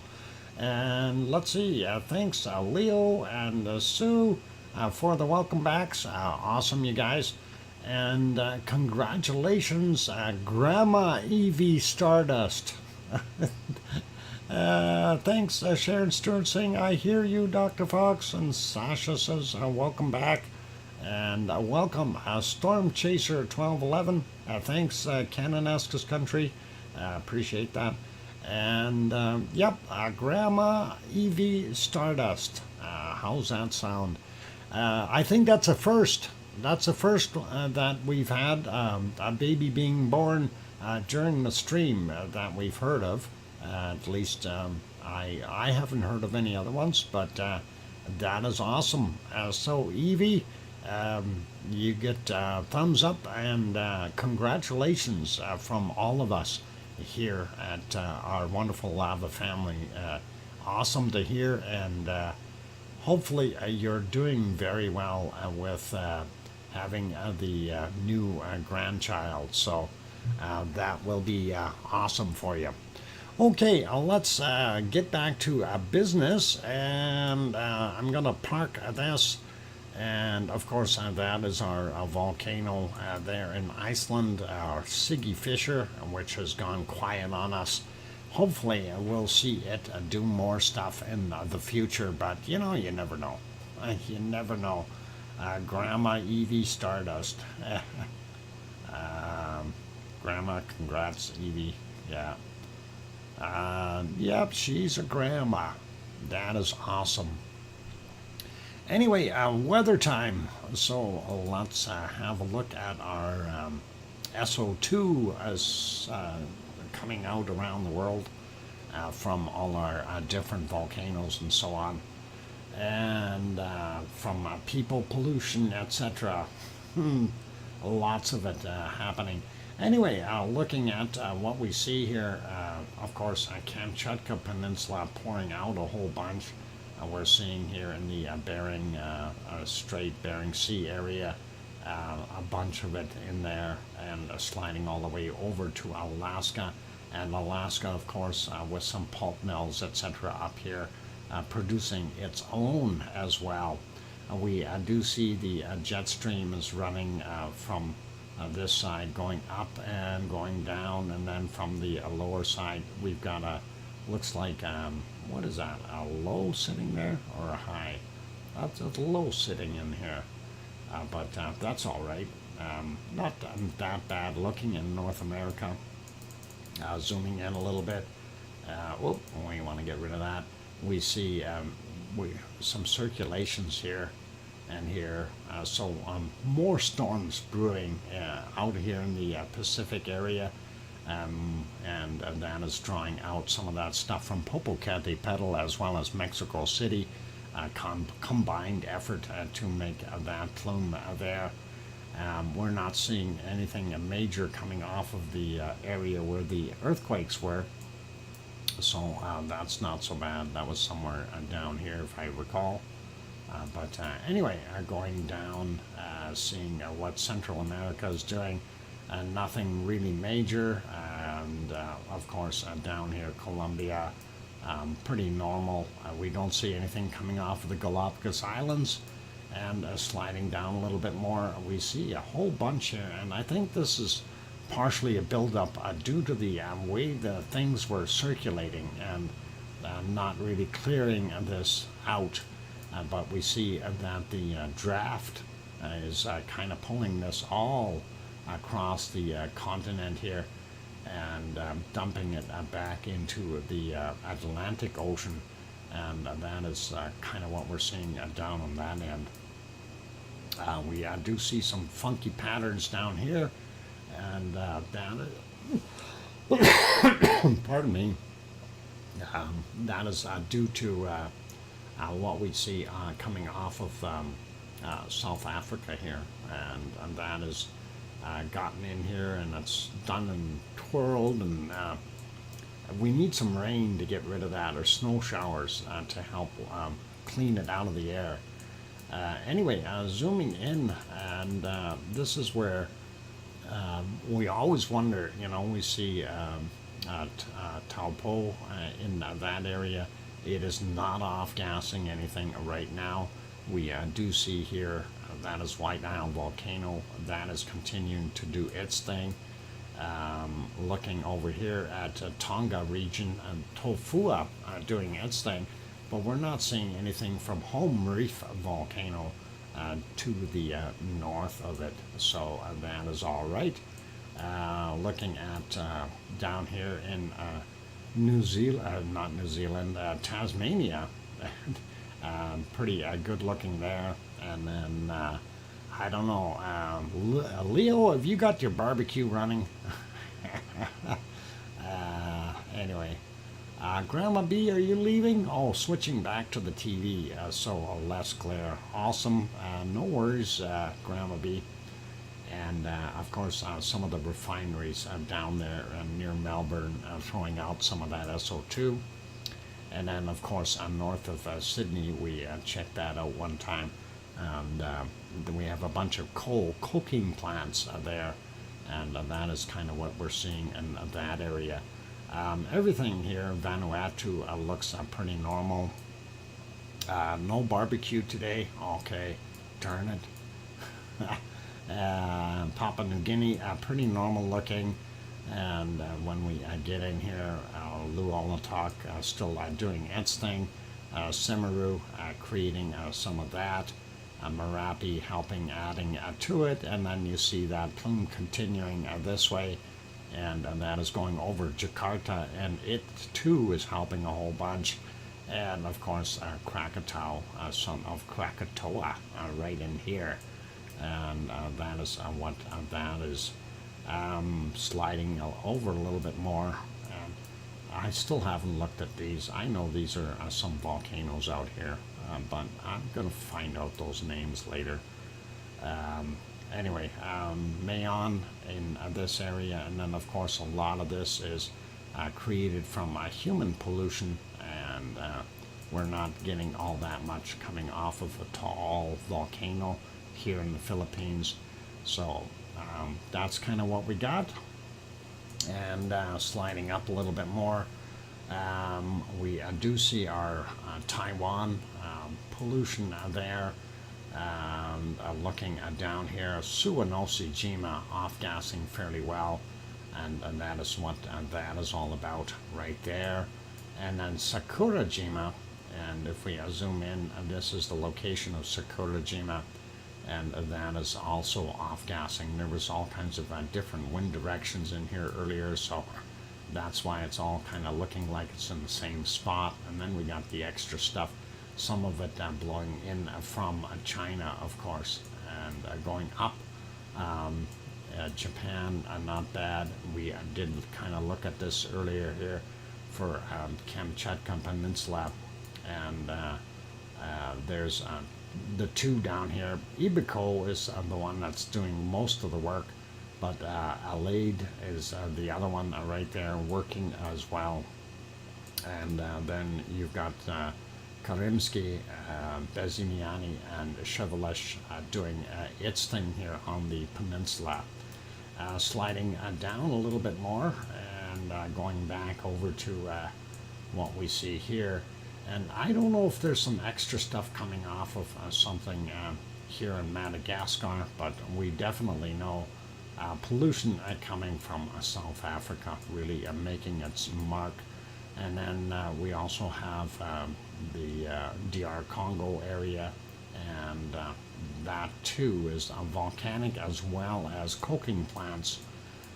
Again, Urta Ale, very, very difficult to tell where it actually is due to the pollution from Saudi Arabia's refineries. And I see Iraq's refineries are working away, and most of that is heading north. So different direction today, and leaving some open spots, which is kind of cool.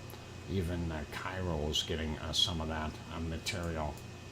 That might have been from our Mount Etna there coming across. I don't know. Anyway, zooming in a little bit, there you can see Sicily, Mount Etna, Stromboli, and Volcano working together to make that mess in there, and that is kind of what we've got going on. So really not too bad in Europe. We see a little bit in England, and looks like Holland has got most of it, and Holland and Western Germany, and that is kind of what we got there, and it's a little clearer in the middle, and then eastern side again getting some more stuff. Chechnya is there doing its thing, and then Austria not too bad. Poland has a bunch down on the bottom, and that is Slovakia down in here doing its thing. I don't know. People pollution for the most part looking pretty clear in Norway, Sweden, Finland, and Iceland. Not very bad from Iceland at all. So that is kind of our SO2 for today, and we'll pop right over to our wonderful storms. Oh, look at all these storm spots. Gaston in the middle of the that's going to end up nailing our wonderful Azores right there, and that is probably just about on top of it. So Azores, look out, you're going to get hit. And then we have this 98L, and this one may end up going up in here and coming up into the Gulf. So that will be interesting. Fiona still there off the coast doing its thing, being very strong. And they did name this one here, they called it Newton. And I guess it's after Isaac Newton? No, I don't know. Next letter in the alphabet, I think. Anyway, we do see some circulations here, so we'll probably see some more storms developing out of this area as well. I'm not sure if this is going to have a chance. It's got this other low beside it, and it's kind of really disorganized as far as the way that could be spinning. It doesn't look like it's going that fast. It is a low, but it actually looks like this low is bigger than Newton. Makes you wonder. Anyway, let's have a look at temperatures. Really cold up in Alaska and the Yukon and the very top portions of Canada. We get into the Northwest Territories. Looks like they had some warm weather today again, and as well as some of the eastern portions of British Columbia, and going down into Alberta. And then below us, below Edmonton, of course, Edmonton was not bad. We ended up going up to about 20. But seeing down here in Calgary in that area, and even southern Saskatchewan was colder than up in the north, and that's not so good. And then we see down here going all the way into Montana and Yellowstone National Park. Very cold today, 2, 3, 4 degrees Celsius, not so good. But we do see Washington had some beautiful temperatures in the interior as well as along the coastline. So if you're traveling down I-5, you probably would have enjoyed that trip today.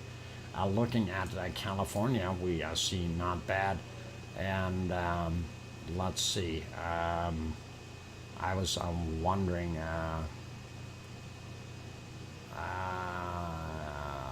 Reunion Island east of Madagascar, eruption of Pitton. Okay, we'll have to take a look at that. Okay, let's not bring up all these other weathers for everywhere else other than the ones that I'm kind of looking at. I'm waiting for Sue to bring up specific ones here because she does a good job. I'm kind of wondering about Death Valley. What do we got there? 37 degrees or something Celsius. That would be good. Anyway, Death Valley. So Audio buffering, can't hear you, Doc. Okay, let me take a look and see what's going on here. My bit rates are right where they should be. And thank you, Sue. 34 degrees Celsius for Death Valley. We do have some warmer spots there, though. That's really not overly hot. And that is all good. Anyway, we do have Phoenix, Arizona coming in at 32, not bad. And down here in Mexicali is 36, so quite warm there. Going into Albuquerque, into New Mexico. Some heat there. Looks like Texas is the hottest state around, and we see a lot of that. It looks pretty cool. And let's see, getting over and trying to see what some of these other ones are. Not bad in these areas, southern states. Even with this thing, look at this thing whipping. I wonder how fast those winds are. I wouldn't want to be out there. Anyway, looking at bottom end of Florida, looks a little cooler than the rest of it, but not so bad. And we're all good. Atlanta coming in 25 roughly, and we're fine with that. Going up a little bit further is South Carolina, North Carolina. Starts to cool off. Getting into Virginia, it really gets a lot colder. Pennsylvania looking a lot cooler as well, and then seeing some of that stuff up around Boston, also colder. All the way up here, getting cold. So, yeah, this is what Sue Hayes has got to really watch out for. If that storm comes up there, that is going to cause some issues for them. And Nova Scotia, New Brunswick, that whole area, all the way up in Labrador and Newfoundland, they're all going to get it. So, hopefully it will cause a divergence and go out to sea a little bit more and spare them. And those storms do happen here, and they happen fairly frequently when they come through. They are pretty nasty. So some of those areas, what they call the Grand Banks and stuff like that, a little bit more shallow water, and what happens is it really gets churned up, and we end up with some very bad storms in those areas. Looking at Central America, of course, we're going to see some of that relating to these storms coming off the coast here, and that is what's happening. So this circulation definitely doing its thing, and we see here in Brazil rainforest, fairly warm, but cut off line about here, which is weird. I thought that temperature would get down a little bit further as we kind of watch it every day, and we were seeing single digits again down here in a lot of Argentina, which is really bad. Same thing goes for Uruguay, Paraguay, a little bit warmer. Bottom end of Brazil, very poor as well. We got 18 and 21 in Sao Paulo and Rio de Janeiro, respectively. And sliding over a little bit, we see here in New Zealand, temperature-wise, looking pretty good right now. Not too bad. We see that low sitting there, probably giving them some rain. That high should be keeping things a little drier. We'll see what happens. But a colder area just right up here in the north, which is kind of odd, and nice to see that they're getting some double digits down in the bottom end here as well. Even right there, 17 degrees, that's not so bad. Could be better, but hey, summer's coming, or spring. Looking at Tasmania, bottom end here, this high is causing a problem pulling all that cold air back up.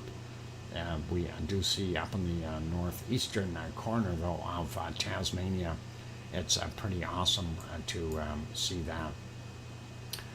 Looking at Melbourne, and I'm betting we have about 14, 15, 16 degrees. Way to go, Leo. You got not bad weather there. 16, 17, Sydney area, Adelaide coming in around 13, 14, and Perth, the same thing, 13, 14, and Brisbane, we will see here, and that should be right around there. That's got that storm sitting right on top of it. 23 degrees also. It says partly cloudy. It's got that low sitting there. I wonder if they're going to get some rain. I remember yesterday we were looking, it was not so good there. And looking at what we've got here in the northern portions, we got 34, 35 degrees in some areas. Looking pretty toasty, if you ask me. So that's kind of what we got there. Looking out a little bit more, lots of fast-moving air and warm air at that. Looking at Papua New Guinea area, 26, 27. You get in the mountains, of course, it cools off a bunch, so not bad there. And looking at a little cooler in the Malaysian area here, but Philippines, probably not so bad, but Indonesia, yeah, they're pretty normal. Nothing really weird going up here. Yeah, everything is pretty normal. Looks like they got another storm there and one here. I don't know what's going to happen, if that's going to turn into another super typhoon.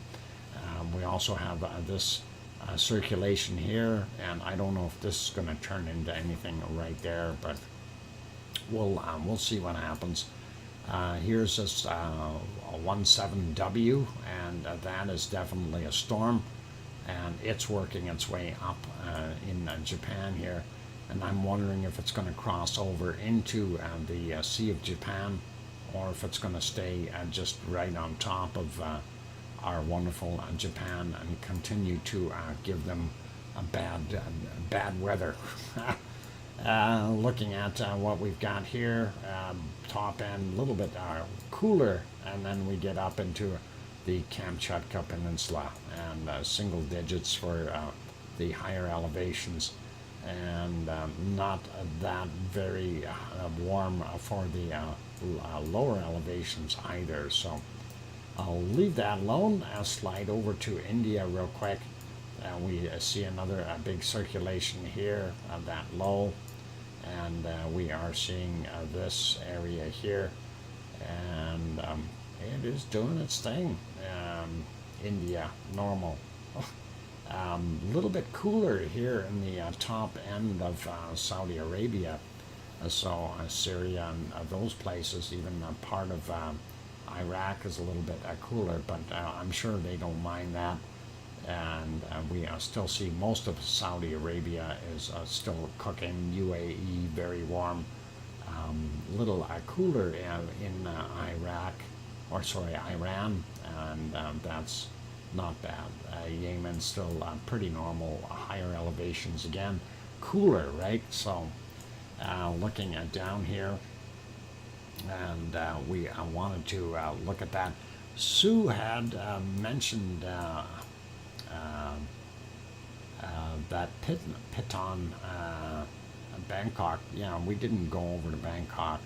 I wanted to look at that 26 degrees, and that is, what's the humidity there? Is 93%, so likely raining again, and that is cooling it down for them. But I'm just going to switch over to the volcano map for a second, and I want to get on that page here. Give me a second, and zoom in. That is this guy, Piton. They changed it to a red now. Reunion Island, so that is pretty cool. So that one is now a red, and it is erupting. And thank you, Sue, for giving me that information. That is awesome, and that has changed. When we looked earlier, it wasn't. It was orange. So I'm glad that you brought that one up. So Reunion Island out here, Piton del, what is it? De la Furnace? Anyway, definitely out there, and it is erupting. Okay, I'm getting back to the weather. Get me back on that map. There we go. And looking at still fairly cool down in the southern portions here in Africa. Yep, definitely starting to see what's hitting on Madagascar. We get these winds blowing in there. They're going to get more storms. And Sahara Desert, not bad. And boy, it's certainly cooling off in Europe. And you can see the big change. And let's zoom in here and just see what Piggy's is. And Piggy is probably freezing right now. That may be why she's not here. She's snuggled under her covers. And she's sitting there at 19 or 20 degrees Celsius for at nighttime. And 18 degrees. Holy mackerel. That is cold for her compared to what she normally gets. So pretty awesome. But she does have the fireplace, so that'll keep her warm if she needs to crank it up. Looking at Sicily, they definitely have cooled off as well, even around the edges here where it's normally in the mid to high 20s is now in some areas in the teens. So definitely cooling down in all of Europe. And there we go. Winter is coming, you guys. And looking at some of that, that's pretty cold. Spain still holding a fair amount of heat, but yeah, they're going to cool off as well. Not as badly though as some of the other areas up in the top end here. Highlands definitely going to be a little cooler. Looking at France, we do see some of those single digits all over the place as well. And that also includes Germany for the most part. Looks like it's a little bit warmer up in the top end here. Hamburg coming in at about 9-10 degrees. Bremen 9 degrees. Köln is 9. Berlin is 6 degrees there in Berlin.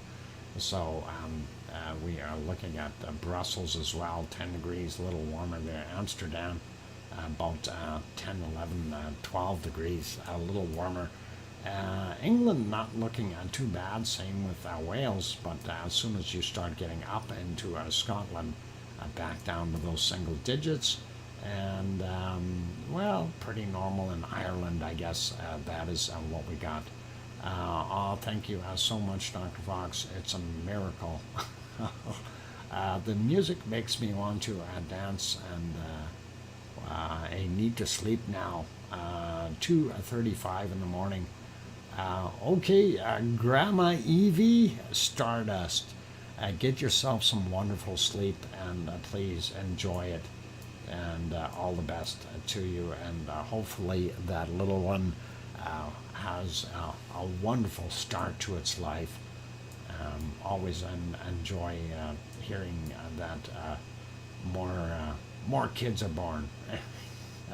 Anyway, looking at what we've got here in the northern portions of Finland, and of course looking at Sweden, Finland, Sweden, Norway, pretty normal. Cool. Looking into Iceland, single digits as well for the most part. And that is what we're seeing there today, you guys. So that is it. And let's see what we can find for weather as far as precipitation. And we're going to do this fairly quick. My voice is starting to go. So looking at North America, yeah, we see what's going on there. And yeah, looks like Sue is going to get this storm first, and then Fiona is going to come up afterwards. Looking at what we've got here, Saskatchewan and Alberta, kind of a big horn going over top of it, and that is all the way down into Idaho and going all the way into Colorado. So we're probably seeing some of that in Yellowstone as well. Looking at Arizona, we see all kinds of little isolated storms there. Same thing with New Mexico, gets a little bit heavier once it gets into Colorado, but not overly bad. Up the eastern seaboard, there's the problem. So that is that nasty, nasty stuff that is going to probably move up and through, and hopefully it'll leave, and hopefully Fiona won't do too much. We see these other ones here. Like I said, this Newton doesn't look as big as some of the other lows, and I'm kind of wondering if they made a mistake really calling this a tropical storm, but that's okay. It looks like we have another one building just off the coast of Guatemala right there, and we'll see how that one pops up in a couple of days. Low sitting here, and that is causing some circulation as well.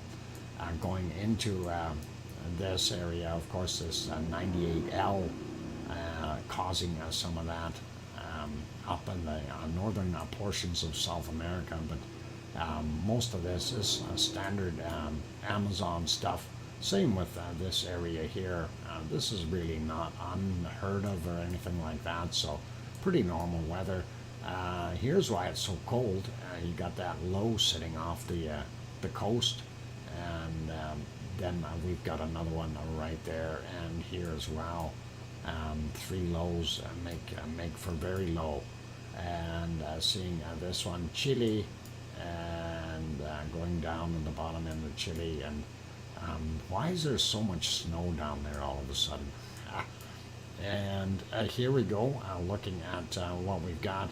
That low pulling all that storm stuff right over top of New Zealand, over the North Island for the most part. That high sitting here is trying to keep it all clear, but it's not working. Anyway, we do have another high here that will eventually work its way over, so Leo will get some nice weather in a day or two, but for right now they got to put up with the rain and stuff. Going up here, looking at the Brisbane area again, that low still parked there. That's going to move up and out to make things a little bit better. And I think we see most of this stuff here, Papua New Guinea, pretty normal. Looking at this one here, this could turn into a huge storm, and going up a little bit more, looking at all the way into Bangkok. It does look like it's raining there right now, and getting some moisture and keeping the temperature cooler. We do see this here. I wonder if that's really gonna keep going there, but yeah, you know, you figure if it hits land, it's gonna break some of that power out of there.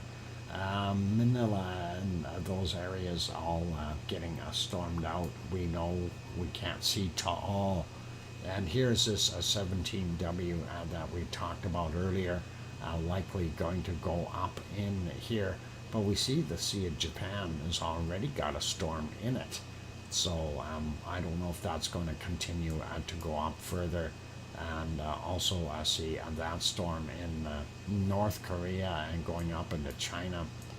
And what do we got on the Kamchatka Peninsula? Not anything too major. Higher elevations probably getting that snow. But this low here, that is a bad guy. That is causing a lot of this northern problem. And then off the coast of Alaska here, we have this other big low as well. And even down here, looking at Canada, north of Vancouver Island, they're getting nailed as well. Sliding over a little bit more, and we are looking at our central, well, if I zoom out, you see that central storm all the way across. So that's what I refer to as the equatorial storm. Anyway, zooming in, we do see some rain here, and possibly going to, well, it is getting into Sicily already, but not seeing too much else. And looking at what a piggy might get for rain, and looks like this system has moved off the wrong way, and she is still going to be dry there for piggies. A little island here on Kos, so that is what we've got. Zooming out a little bit again, and nothing in Spain, nothing in France, nothing in Germany, nothing in Belgium or Holland or Luxembourg, looking pretty normal. And we got here in Poland, it's a little bit of a storm, but we see this line here cutting through, and that's why it's so much warmer down there in the bottom end of England, and we see it all the way from Wales all the way through. They're getting some rain, and then when you go up into Norway, again, pretty much normal weather for Norway on that coastline. So that's what we see. Looking at Iceland, and yep, they've got some rain happening in some areas, and the colder areas, of course, snow and freezing rain. That's what your exclamation marks are. That low sitting there, I don't know if that's helping them at all. It's kind of a hindrance, I think. Once that high moves up a little bit, that'll help try to draw up some more warmer air. And on that note, I think we're just about through all the storms. We see this bad stuff up here in the Davis Strait, and that is hopefully going to disappear. I don't even want to talk about Baffin Bay up here. That's flaky. It's flaky. Snowflakes. And that is kind of what we're seeing today. Let's pop this back over to temperature, and we will see if we can find the lowest spot, the coldest spot. And I've seen 69 so far. That's very cold. But let's go over here and see if we can find something colder than minus 72, 73. And what we got? Minus 73 right in there. So I don't know if there's any other spots. Yeah, I think minus 73 is about as cold as I'm going to get today here. And yep, there we go. Minus 73 degrees Celsius. So coldest temp I found, minus 73. There you go, Sue. That is awesome. Oh boy, going for the cold. Yep, and it's a tie today. It's minus 73 degrees Celsius, and that's plenty cold, you guys. That is really, really plenty cold. Don't need any colder than that, and I don't think there's anything colder that we can find. But yeah, make sure you bundle up your penguins before you send them to go play out in the snow. It really does help. So I'm just looking to see if there's a couple other spots that are a little cold. Sometimes over here you find some really weird ones, but that's it for today, you guys. So awesome, and we're all good. Thank you everyone for being here today, and we are really glad that you were here. I see Arizona Snowman popped in. Thanks. And on those friendly notes, I will say thank you everyone. Thank you my moderators, Arizona Snowman, Piggy, C&D Boy, as well as Gary 24/7 Live. He's at Skies, and possibly Lucas, and let's see who else might be there in the background. Could be Joseph Fields Official, and that's all good, plus a few others. Okay, so we'll leave that be. I'm gonna just put this back on our canned lava for right now. And all right, there we go. Is that canned lava? That's okay. We'll make that move. Okay, there we go. And that is awesome, you guys. So thank you, everyone, for being here. Big thank you to all the members. You guys are wonderful. I'm glad to have you on board, and thank you for the support. And also, big thank you just to everyone in general. Yeah, I didn't have any super chats, so I don't have to worry about that. So thanks everyone for being here today, and no need to worry. And we'll be back tomorrow, same time, same place. Keep smiling, play nice, and take care of yourselves, everyone, and take care of be kind to others, and keep smiling. A smile goes a long way. On that note, make sure you tell your loved ones that you love them tonight, for tomorrow is never promised. I'm your host, DrFox2000, here in Edmonton, Alberta, Canada, and we'll see you all tomorrow. Good night. Oink, oink.